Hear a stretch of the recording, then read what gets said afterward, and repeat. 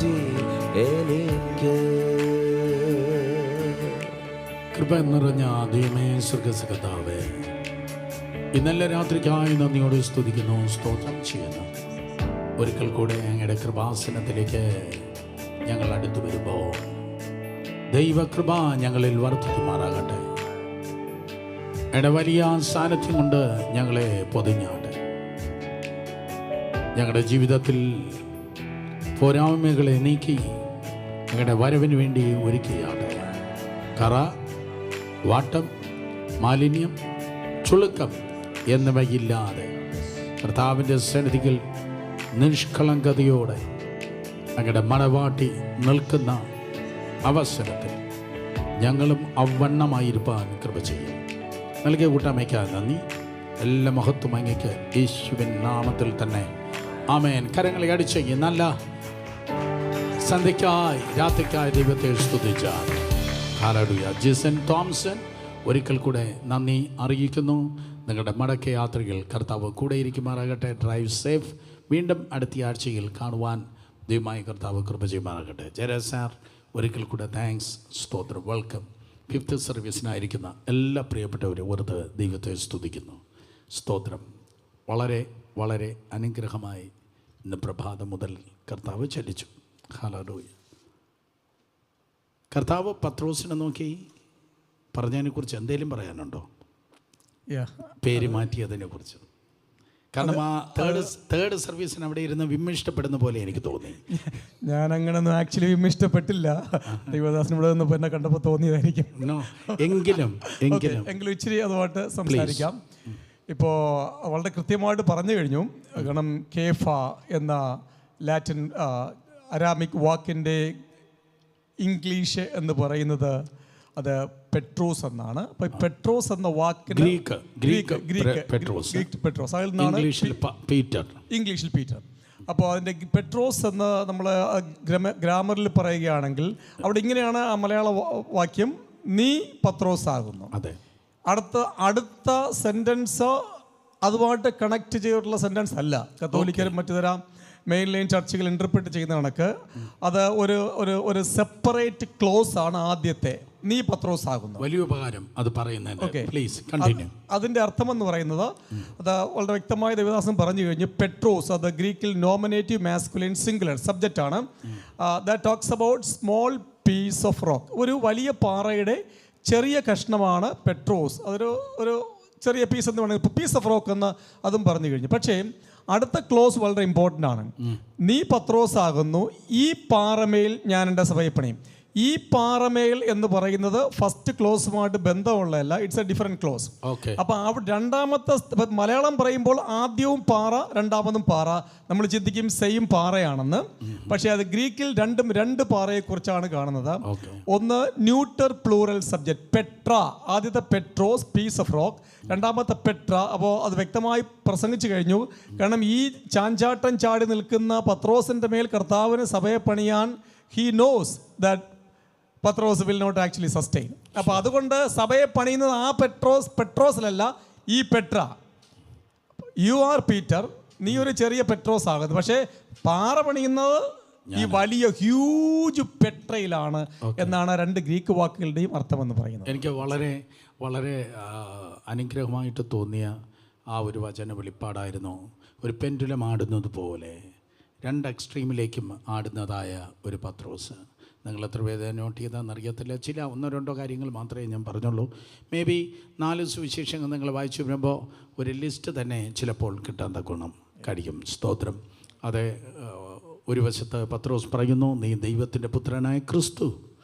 തൊട്ടടുത്ത് പറയുന്നു, സ്തോത്രം, അങ്ങ് മരിക്കാൻ പാടില്ല. ഒരു വശത്ത് പറയുന്നു, സ്തോത്രം, അതെ, നിനക്ക് വേണ്ടി ഞാൻ മരിച്ചു കളയും. ചില നിമിഷം കഴിഞ്ഞപ്പോൾ അല്ലെങ്കിൽ ചില മണിക്കൂർ കഴിഞ്ഞപ്പോൾ ഞാൻ അവനെ അറിയുന്നേയില്ല എന്ന് തള്ളിപ്പറഞ്ഞു. സോ ഒരു പെൻഡുലം ആടുന്ന പോലെ അങ്ങോട്ട് കൊണ്ട് ആടുകയാണ്. പാദം കഴുകുമ്പോൾ പറയുന്നു, നീ എന്നെ കഴുകാൻ പാടില്ല, നിനക്ക് എന്നിൽ ഫെലോഷിപ്പില്ല, പങ്കില്ല എന്ന് പറയുമ്പോൾ എന്നെ മുഴുവനായി കഴുകണേ എന്ന് പറയുന്നു. ഒരറ്റത്ത് നിന്ന് മറ്റൊരറ്റത്തേക്ക് ആടുന്നതായ ഉറപ്പില്ലാത്തവനായ പത്രോസ്. ഈ ഉറപ്പില്ലെങ്കിൽ പലത് ദൈവത്തിന് ഏൽപ്പിക്കാൻ കഴിയത്തില്ല. ഫോർ എക്സാമ്പിൾ പഴയ നിയമത്തിൽ നിന്ന് ഒരു എക്സാമ്പിൾ പറഞ്ഞാൽ വെള്ളം പോലെ തുളുമ്പുന്നവനായിരുന്നു രൂബേൻ. രൂബേൻ വെള്ളം പോലെ തുളുമ്പുന്നവനായതുകൊണ്ട് ജ്യേഷ്ഠാവകാശം അവനിൽ നിലനിന്നില്ല. ആ ഇസ്രായേൽ കുടുംബത്തിൻ്റെ ജ്യേഷ്ഠാവകാശം യോസെഫിലേക്ക് കടന്നു വന്നത് രൂബേന് ഒരു സ്ഥിരത ഇല്ലാത്തത് കൊണ്ട് യോസെഫിലേക്ക് ആ ജ്യേഷ്ഠാവകാശം വന്നു. അതുപോലെ രാജദണ്ണ് എന്ന് പറയുന്നത് സ്തോത്രം അത് യഹൂദയ്ക്കും ലഭിച്ചു. അത് രൂബേന് ലഭിപ്പാൻ ഇടയായി തീർന്നിട്ട്. സോ ദൂത് ഇതാണ്, ദൈവകൃപയാൽ നമ്മൾ ഉറക്കേണ്ട സ്ഥാനങ്ങളിൽ ഉറച്ചു നിന്നാൽ മാത്രമേ ദൈവത്തിന് പലത് നമ്മെ ഏൽപ്പിപ്പാൻ ഗുണം കഴിയത്തുള്ളൂ. കണ്ടിട്ട് അതിൻ്റെ വേറൊരു കാര്യം എന്ന് പറയുന്നത് പുതിയ നിയമത്തിൽ പല പ്രാവശ്യവും ഇമ്പറേറ്റീവ് എന്ന് പറഞ്ഞാൽ ഇറ്റ്സ് എ കമാൻഡായിട്ട് പറയുന്ന ഒരു കാര്യമാണ് ബീയിങ് എസ്റ്റാബ്ലിഷ്ഡ്, ഉറച്ചു നിൽപ്പിൻ. അത് കൊലോസിലെ 2-ാം അധ്യായം 6-7 വാക്യങ്ങളൊക്കെ വായിക്കുമ്പോൾ പല പ്രാവശ്യം പല ഉരുവിട്ട് നമ്മോട് പറയുന്ന പ്രബോധനമാണ് കർത്താവിൽ ഉറച്ചു നിൽപ്പിൻ, അല്ലേ? അപ്പോൾ അതൊരു വളരെ ഇമ്പോർട്ടൻ്റ് ആയ ഒരു മെസ്സേജാണ്. അതെ, വളരെ ഇമ്പോർട്ടൻ്റ്. ഉറച്ചു നിൽക്കുന്ന ജനമാണ് വീര്യം പ്രവർത്തിക്കുന്നത്. വലിയ ബുദ്ധിമുട്ടാണ് ഇന്നത്തെ ലോകത്തിൽ. But let's try for it. അതെ, കാരണം കാറ്റടിച്ച് ഉലയുന്ന ഓട പോലെ, അല്ലെങ്കിൽ കാറ്റടിച്ച് തിരമാല പോലെ ഓട പോലെ ഉലയുന്നവരാണെങ്കിൽ ഒരിക്കലും ദൈവത്തിനൊന്ന് ഏൽപ്പിപ്പാൻ കഴിയത്തില്ല. പ്രസംഗിക്കാൻ വളരെ എളുപ്പമാണ്, പക്ഷേ അത് പ്രാക്ടിക്കലി കൊണ്ടുവരാൻ ഗുണം ദൈവത്തിൻ്റെ കൃപ തന്നെ നമ്മിൽ വെളിപ്പെടുമാറാകട്ടെ. ദൈവത്തിൻ്റെ കൃപ, അല്ലാതെ മനുഷ്യമായ ബുദ്ധി കൊണ്ട് ശക്തി കൊണ്ട് നമുക്കൊരിക്കലും അത് ചെയ്യാൻ തക്കണം കഴിയത്തില്ല. So let us continue the subject. കഴിഞ്ഞ ആഴ്ചകളിൽ നമ്മൾ കേട്ടത് യേശു കർത്താവിൻ്റെ മടങ്ങി വരവുമായിട്ടുള്ള അനുബന്ധ വിഷയങ്ങളാണ്. അനേകർ പറയുകയുണ്ടായി, വളരെ നോളജബിളായിരുന്നു. അനേകർക്ക് പ്രസംഗിക്കാൻ തക്കവണ്ണം നല്ല വിഷയമായി തീർന്നു. പ്രത്യേകിച്ച് ഈ കാലഘട്ടത്തിൽ ഏറ്റവും കൂടുതൽ ദൈവത്തിൻ്റെ സഭ കേൾക്കേണ്ടതായ ഒരു ദൂതാണിത്. Sir, continue ചെയ്താട്ടെ. കഴിഞ്ഞ ആഴ്ച നമ്മൾ സഭയെ മധ്യാകാശത്തിൽ വിട്ടേച്ചാണ് പോയത്. അതെ. So now let's continue from there. അതെ, ഓക്കെ. അപ്പോൾ നാം കഴിഞ്ഞ ആഴ്ച കേട്ടത് ഇങ്ങനെയാണ്: ബീമാ സീറ്റ് ഓഫ് ജഡ്ജ്മെൻറ്റ്, 2 കൊരിന്ത്യർക്ക് എഴുതിയ ലേഖനം 5-ാം അധ്യായം 10-ാം വാക്യം. അപ്പോൾ അവിടെ വരെയാണ് നമ്മൾ എക്സ്പ്ലെയിൻ ചെയ്ത് വന്നത്. അപ്പോൾ അത് കഴിഞ്ഞിട്ട് 4 പ്രധാന കാര്യങ്ങളാണ് മധ്യാകാശത്തിൽ വെച്ച് സഭയ്ക്ക് സംഭവിക്കുന്നത്. 4 പ്രധാന കാര്യങ്ങളാണ് മധ്യാകാശത്തിൽ 7 വർഷക്കാലം സഭ ആയിരിക്കുമ്പോൾ 4 പ്രധാനപ്പെട്ട കാര്യങ്ങളാണ് മധ്യാകാശത്തിൽ സംഭവിക്കുന്നത്. എന്തൊക്കെയാണ്? 1, ബീമാ സീറ്റ് ഓഫ് ജഡ്ജ്മെൻറ്റ്. അതാണ് നമ്മൾ കഴിഞ്ഞ ആഴ്ച എക്സ്പ്ലെയിൻ ചെയ്ത് കഴിഞ്ഞു. അപ്പോൾ ഈ ബീമാ സീറ്റ് എന്ന് പറഞ്ഞാൽ ഇച്ചിരി ആഡ് ഓൺ ചെയ്യാൻ താല്പര്യപ്പെടുകയാണ്. ന്യായാസനത്തിന് മുമ്പിൽ നിൽക്കേണ്ടതാകുന്നു എന്നതാണ്. അപ്പോൾ അത് അന്നത്തെ കാലഘട്ടത്തിൽ അന്ന് 1-ാം നൂറ്റാണ്ടിൽ അവർക്ക് എത്രത്തോളം ബെസ്റ്റായിട്ട് ഈ അവാർഡ് ഡിസ്ട്രിബ്യൂഷൻ സെറിമണി പറയാൻ പറ്റുമോ അതേപോലെയാണ് ഈ അപ്പോസ്തലന്മാർ പറഞ്ഞിരിക്കുന്നത്. ഈ ബീമാ സീറ്റ് എന്ന് പറയുന്നത് ഒരു എലിവേറ്റഡ് ആയ, ഉദാഹരണം ഇപ്പം താഴെ വിശ്വാസികൾ ഇരിക്കുമ്പോൾ ഇതൊരു എലിവേറ്റഡ് ആയ സ്ഥലമാണ്. ഇതുപോലെ വലിയ സെറിമണികൾക്ക് മറ്റുമായി ഇച്ചിരി ഉയർന്ന ഒരു പോഡിയം പോലത്തെ ഒരു സംഭവം അവാർഡ് ഡിസ്ട്രിബ്യൂഷന് വേണ്ടി ആ കാലഘട്ടത്തിലെ ഗെയിമിലൊക്കെ ഉണ്ടായിരുന്നു. അപ്പോൾ അതിൻ്റെ ചുവട് പിടിച്ചാണ് വിശ്വസ്തമായി ജയിക്കുന്നവർക്ക് വേണ്ടി കർത്താവ് ഇങ്ങനെ ഒരു വലിയൊരു സെറിമണിയിൽ ഒരു അവാർഡ് കൊടുക്കും എന്ന് പറയുന്നത്. അപ്പോൾ ആ ഒരു കമ്പാരിസമാണ് ഇറ്റ്സ് ഹൈലി സിംബോളിക്. അത് വളരെ സിംബോളിക്കാണ്. ഒരുപക്ഷെ അന്നത്തെ റോമൻ അല്ലെങ്കിൽ ഗ്രീക്കോ റോമൻ കോണ്ടെക്സ്റ്റിലായിരിക്കില്ല കർത്താവ് ചെയ്യുന്നത്. ഈ വരും കാലഘട്ടത്തിൽ എത്ര ബെസ്റ്റായി തൻ്റെ മക്കൾക്ക് വേണ്ടി ചെയ്യാൻ പറ്റുമോ ആ രീതിയിൽ ചെയ്യും. അന്നത്തെ ബെസ്റ്റ് എന്ന് പറയുന്നത് ബീമാ സീറ്റാണ്. പക്ഷേ അതിൽ ഒരു ക്രൈറ്റീരിയനാണ് പറഞ്ഞിരിക്കുന്നത്. It's all about bodily responsibility. നിങ്ങൾ ശരീരത്തിലിരിക്കുമ്പോൾ ചെയ്തത് നല്ലതാകലും തീയതാകലും. Every Christian has a bodily responsibility. ഇവിടെ ഇരിക്കുന്ന എല്ലാവർക്കും, എനിക്കും നിങ്ങൾക്കും കർത്താവായ യേശു ക്രിസ്തുവിനെ രക്ഷകനായി സ്വീകരിച്ചു എന്ന് പറയുന്ന സകല മനുഷ്യർക്കും വേണ്ട അനിവാര്യമായ ഘടകമാണ് ബോഡിലി റെസ്പോൺസിബിലിറ്റി. കാരണം നമ്മൾ നമ്മുടെ ശരീരത്തിലിരിക്കുമ്പോൾ ചെയ്തത് നല്ലതാകലും തീയതാകലും അതിന് തക്കവണ്ണം പ്രാപിക്കേണ്ടത് നാം എല്ലാവരും ക്രിസ്തുവിൻ്റെ ന്യായാസനത്തിന് മുമ്പിൽ നിൽക്കേണ്ടതാകുന്നു എന്നാണ് ശരിക്കും വേദപുസ്തകം പറയുന്നത്. അപ്പോൾ 4 കാര്യങ്ങൾ നേരത്തെ പറഞ്ഞു. 1, Bima seat. then that will subsequently lead to reward. അത് കഴിഞ്ഞ് മാരേജ് ഓഫ് ദി ലാംബ്, അത് കഴിഞ്ഞ് മാരേജ് സപ്പർ. ഈ 4 ഇടയ്ക്ക് ഒരു കാര്യം ചോദിക്കട്ടെ. ഒന്നാമത് ബീമാ സീറ്റ്, അതായത് ക്രിസ്തുവിൻ്റെ ന്യായാസനം. ആ ക്രിസ്തുവിൻ്റെ ന്യായാസനത്തിൽ കൊരിന്ത്യ ലേഖനത്തിൽ പൗലോസ് പറയുന്നുണ്ട് 6 തരത്തിലുള്ള ശുശ്രൂഷകളെക്കുറിച്ച്, അല്ലെങ്കിൽ 6 തരത്തിലുള്ള പണികളെക്കുറിച്ച്. 6 തരത്തിലുള്ള പണി. വിലയേറിയ കല്ല്, അതെ, ഒന്ന് വന്നിട്ട് വിലയേറിയ കല്ല്, പൊന്ന്, വെള്ളി, മരം, വൈക്കോൽ, പുല്ല്. Okay, What do you think of that? അത് അടുത്ത സ്റ്റെപ്പാണ്. ബീമാ സീറ്റ് അവാർഡിലേക്ക് കിടക്കുന്ന അവാർഡിലാണ് അതൊക്കെ വരുന്നത്. അതെ. ഈ അവാർഡിൽ 3 തരത്തിലുള്ള അവാർഡ് ആയിട്ട് നമുക്ക് അതിനെ കാറ്റഗറൈസ് ചെയ്യാം. ഒന്ന് എന്ന് പറയുന്നത് റിവാർഡ്സ്, നമ്മുടെ റിവാർഡുകൾ. മറ്റൊന്ന് എന്ന് പറയുന്നത് എന്താ, അതോറിറ്റി. 3 എന്ന് പറയുന്നത് ഒരു ഓണർ. അപ്പോൾ reward, honour, authority. Reward, authority, honour, ഈ 3 കാര്യങ്ങൾ. ഒന്ന് വന്ന പ്രതിഫലമുണ്ട്, അതോറിറ്റി അധികാരമുണ്ട്, ഓണർ മാന്യതയുണ്ട്. ഈ 3 കാര്യങ്ങൾ, അല്ലെങ്കിൽ മഹത്വം. ഇത് ആർക്ക് കിട്ടുന്നു എന്നുള്ളതാണ് 1 കൊരിന്ത്യർ ലേഖനം 3-ാം അധ്യായം 12-ാം വാക്യത്തിൽ ദൈവദാസൻ പറഞ്ഞത്. അപ്പോൾ 2 തരത്തിലുള്ള അവാർഡ് കിട്ടുന്നവരുമുണ്ട്, അവാർഡ് നഷ്ടമാകുന്നവരുമുണ്ട്. 2 കാറ്റഗറി ആൾക്കാർ. അതിൽ അവാർഡ് മിസ്സാകുന്നവരാണ് അവരുടെ പണികൾ കല്ല്, പുല്ല്, വൈക്കോൽ, മരം. പുല്ല്, വൈക്കോൽ, മരം. ഇത് ഇൻസിഗ്നിഫിക്കൻറ്റ് വർക്ക്. കർത്താവിന് വേണ്ടി ഇപ്പോൾ ഉദാഹരണം നമ്മൾ താല്പര്യമില്ലാതെ, നമ്മുടെ 100% കറക്റ്റ് കമ്മിറ്റ്മെന്റ് ഇല്ലാതെ ചെയ്യുന്ന എല്ലാ പണികളും ഇതിലേക്ക് വരും. ചുരുക്കി പറഞ്ഞാൽ ഈ ക്രിസ്തീയ ജീവിതം എന്ന് പറയുന്നത് നമുക്ക് വീഴ്ചകളോ താഴ്ചകളോ കുഴപ്പങ്ങളോ ഉണ്ടാകില്ല എന്നുള്ളതല്ല. അത് ദൈവത്തിന് അറിയാം, കാരണം വി ആർ ഹ്യൂമൻ ബീയിങ്സ്. നമ്മുടെ ശരീരത്തിന് വീണ്ടെടുപ്പ് എടുക്കാത്തിടത്തോളം കാലം we will have failures, shortcomings. പക്ഷേ എന്ത് ആറ്റിറ്റ്യൂഡ് കൊണ്ട് നാം കർത്താവിനെ സേവിക്കുന്നു, നമ്മുടെ മനോഭാവം വളരെ ഇമ്പോർട്ടൻ്റ് ആണ്. ഇപ്പോ ദാവീദ് പാപം ചെയ്ത് അവനെ ദൈവം അങ്ങ് നശിപ്പിച്ചു കളഞ്ഞില്ല. അവന്റെ ആ പശ്ചാത്താപവും ദൈവത്തിലേക്ക് മടങ്ങി വരുവാനുള്ള മനോഭാവം ദൈവത്തിന് ഇഷ്ടപ്പെട്ടു. അതാണ് നമുക്ക് വേണ്ടത്.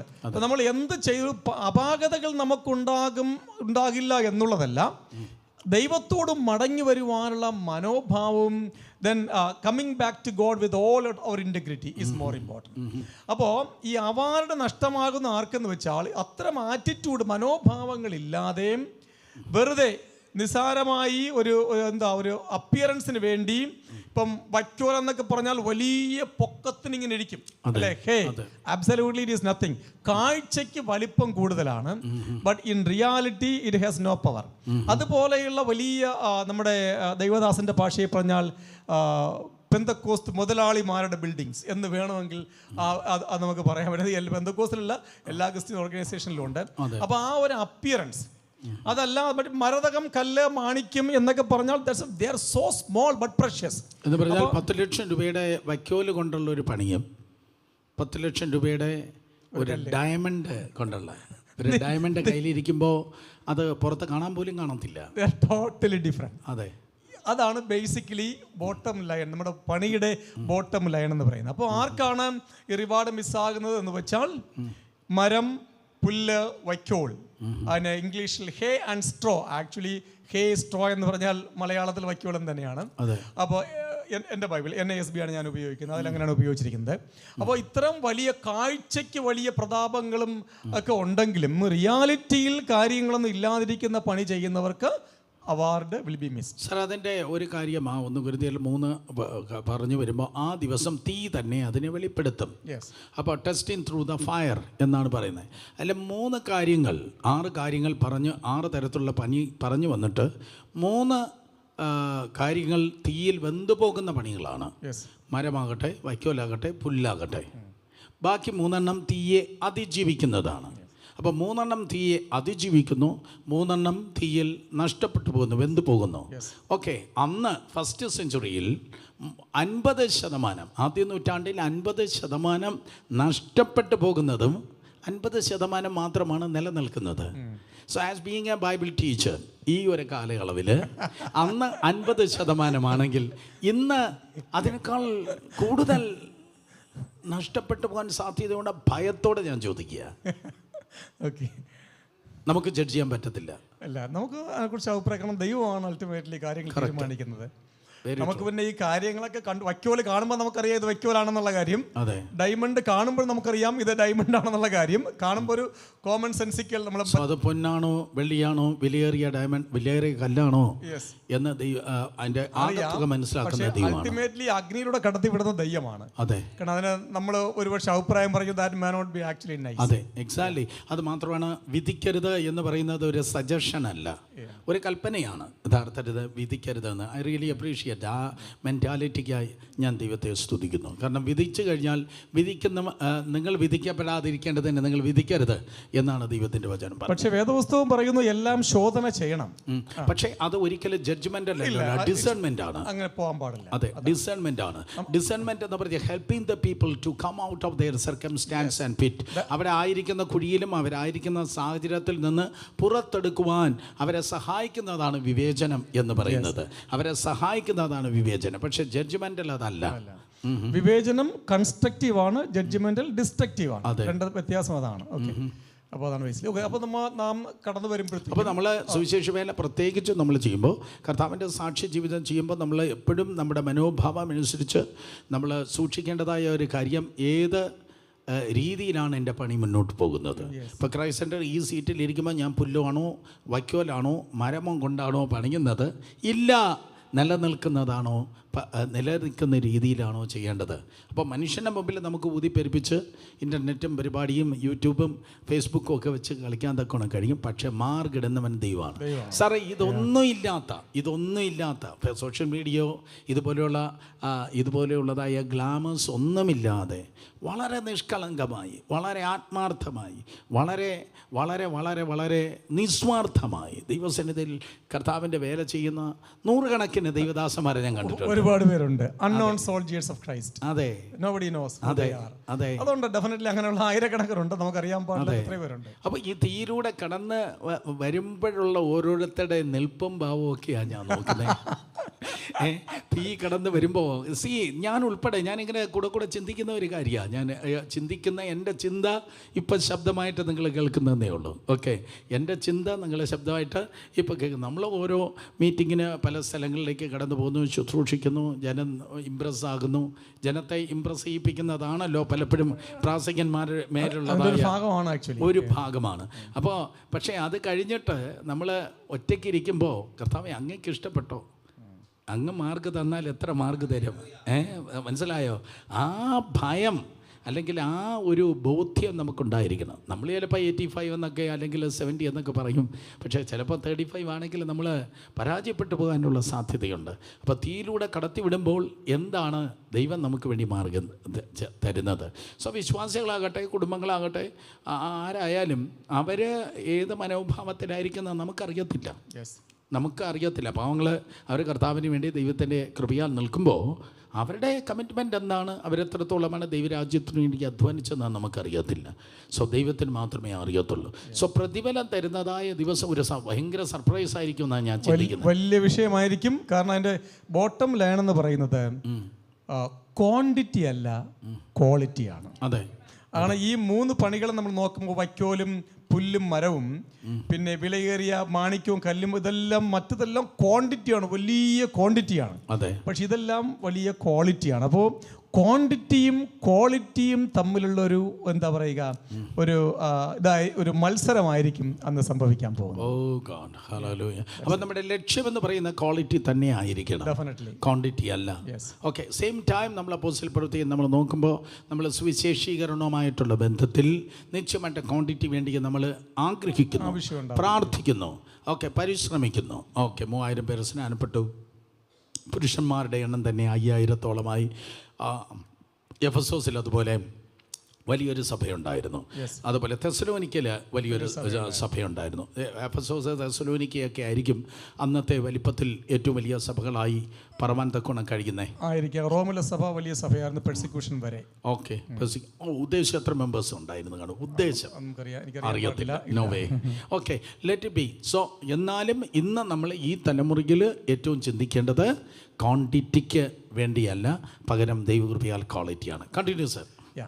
ഇപ്പോൾ നാം 2 കാര്യങ്ങൾ കണ്ടു കഴിഞ്ഞു മധ്യാകാശത്ത്. ഒന്ന്, ബീമാ സീറ്റ് ഓഫ് ജഡ്ജ്മെൻറ്റ്, സഭയുടെ കർത്താവ് നമുക്ക് വേണ്ടി റിവാർഡ് തരുന്ന അപ്പോൾ ബീമാ സീറ്റ് ഓഫ് ജഡ്ജ്മെൻറ്റ് റിവാർഡിലേക്ക് നയിക്കുന്നു. അതാണ് ദൈവത്തിൻ്റെ സിംഹാസനത്തിൽ നിന്ന് അവാർഡ് കിട്ടുന്നു. അടുത്ത ഒഫീഷ്യലാണ്. ഇപ്പോൾ നമ്മൾ പറയും കർത്താവ് നമ്മെ വേളി കഴിക്കും എന്നൊക്കെ മെറ്റഫോറിക്കലായിട്ട് പറയുന്നതിൻ്റെ ഫുൾഫിൽമെൻ്റാണ് മൂന്നാമത്തെ അവിടെ നടക്കുന്ന ഈവൻ്റ്. ഒഫീഷ്യലായിട്ട് കർത്താവ് വേളി കഴിക്കുമെന്ന് പറഞ്ഞാൽ കല്യാണം മാലയിട്ട് കല്യാണം കഴിക്കും എന്നുള്ളതല്ല. ഈ കാന്ത കർത്താവിൻ്റെ ഒഫീഷ്യൽ ഒരു പാർട്ടായി മാറുന്ന ഒരു സംഭവമാണ് ഈ വേളി കഴിക്കുക എന്ന് പറയുന്നത്. സ്വർഗസ്ഥലങ്ങളിലേക്കുള്ളത് ഒരു സ്പിരിച്വൽ പൊസിഷന്റെ പ്രൊമോഷൻ ആയിരിക്കാം. ആ ഒരു അവസ്ഥയിലേക്ക് സഭ മാറ്റപ്പെടുന്നു. കാരണം എന്ന് പറഞ്ഞാൽ പഴയ നിയമ വിശുദ്ധന്മാർ സഭയെക്കാളും താഴെയായിരിക്കും.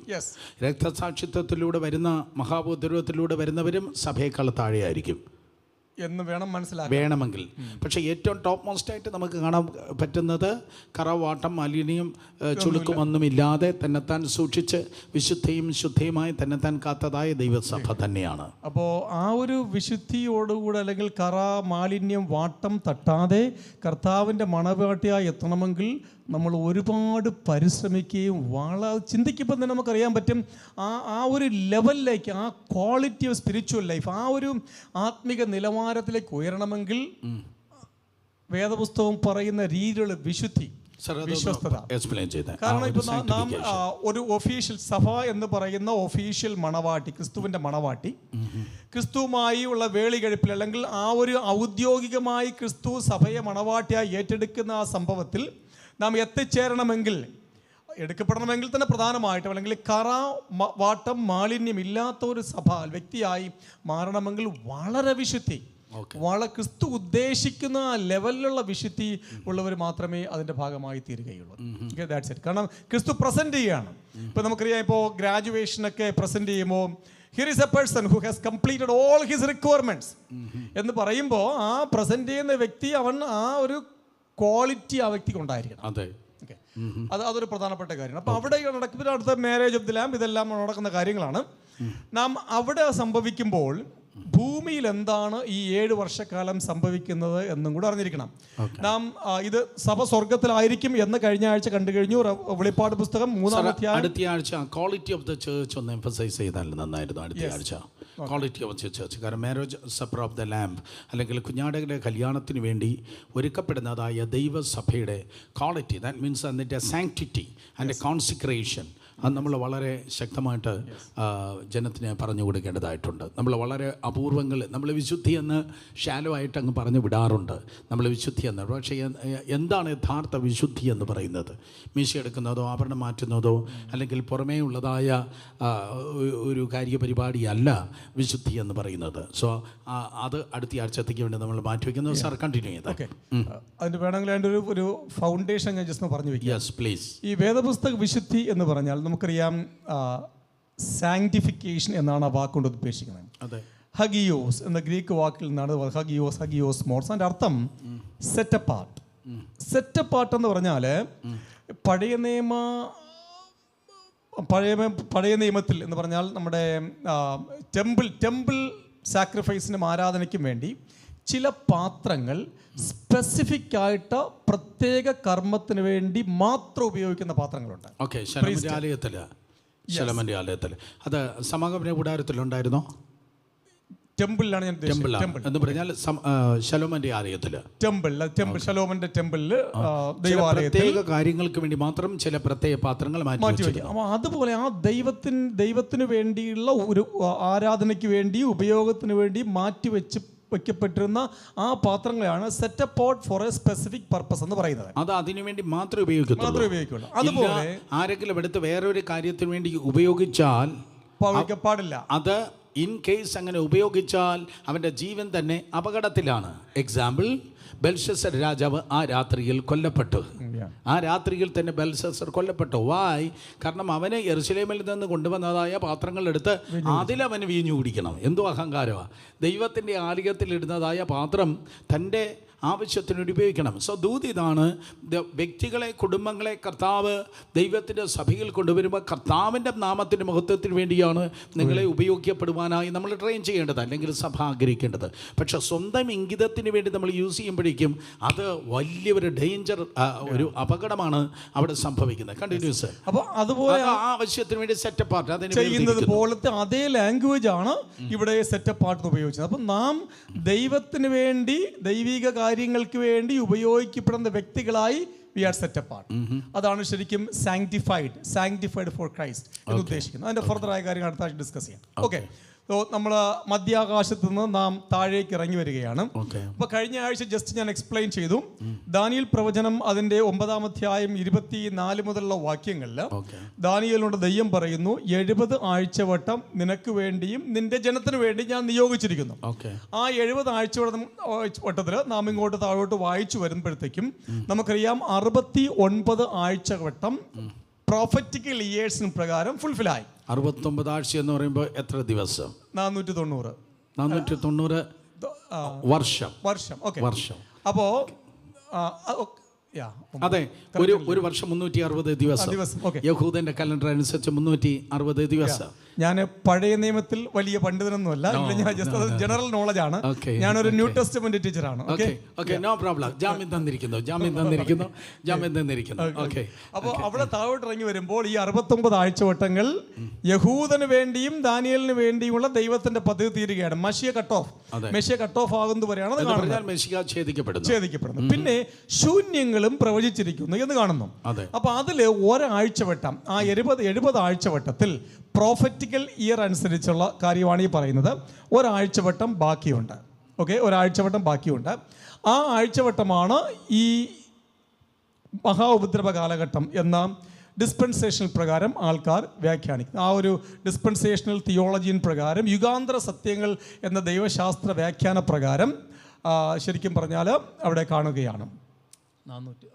അതെ 69 ആഴ്ചവട്ടക്കാലം 483 വർഷം എന്നാണ് പറയുന്നത്. അതിൻ്റെ കറക്റ്റായിട്ടുള്ള ദിവസങ്ങൾ ആയിട്ട് അത് നമുക്ക് കാണാൻ തക്കണം കഴിയും.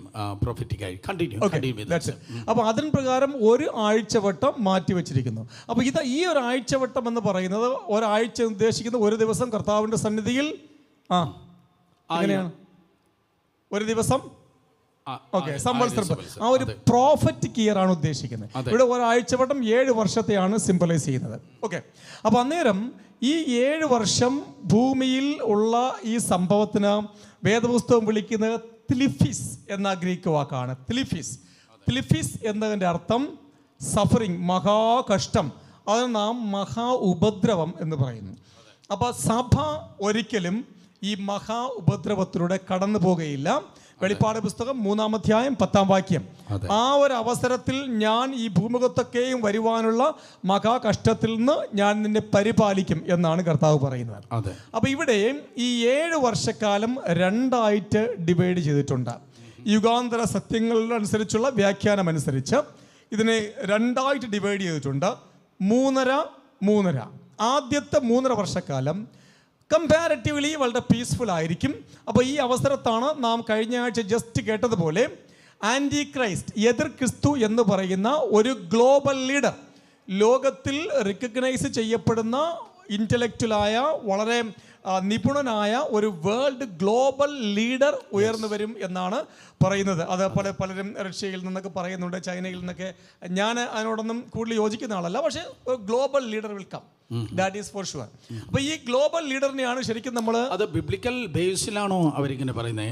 അവർ പറയുന്നത് ചുവപ്പ് എന്നുള്ള വാക്കൊക്കെ ഉപയോഗിച്ചിരിക്കുന്നതുകൊണ്ട് അത് അവിടെ ഇവിടെ നിന്നൊക്കെ ആയിരിക്കാം എന്നൊക്കെ അതിന് അങ്ങനെ തെളിയിച്ച് പ്രസംഗിക്കുന്ന ഒരുപാട് ആൾക്കാരുണ്ട്. ചുവപ്പ് ഇട്ട 2 പേരുണ്ട് നമ്മുടെ മുമ്പിലുണ്ട്. അപ്പൊ പിന്നെ ഈ വരുന്ന ദിശയെക്കുറിച്ച് പറയുന്നതൊക്കെ അനുസരിച്ചാണ് അത് റഷ്യയിൽ നിന്ന് അല്ലെങ്കിൽ ചൈനയൊക്കെ ആയിട്ട് ഒരു ഗ്രൂപ്പ് ഉണ്ടാകും എന്നൊക്കെ പറയുന്നത്. അതിന് ആധികാരികമായിട്ട് പറയുന്ന ആൾക്കാരൊക്കെ ഉണ്ട്. അത് ഒരു വ്യൂ ആണ്. അപ്പോൾ പക്ഷേ ഈ 2 രീതിയിലാണ് ആന്റി ക്രൈസ്റ്റ് എന്ന വാക്ക് പുതിയ നിയമത്തിൽ ഉപയോഗിച്ചിരിക്കുന്നത്. ഒന്ന് ടെക്നിക്കലി, മറ്റൊന്ന് ലിറ്ററലി.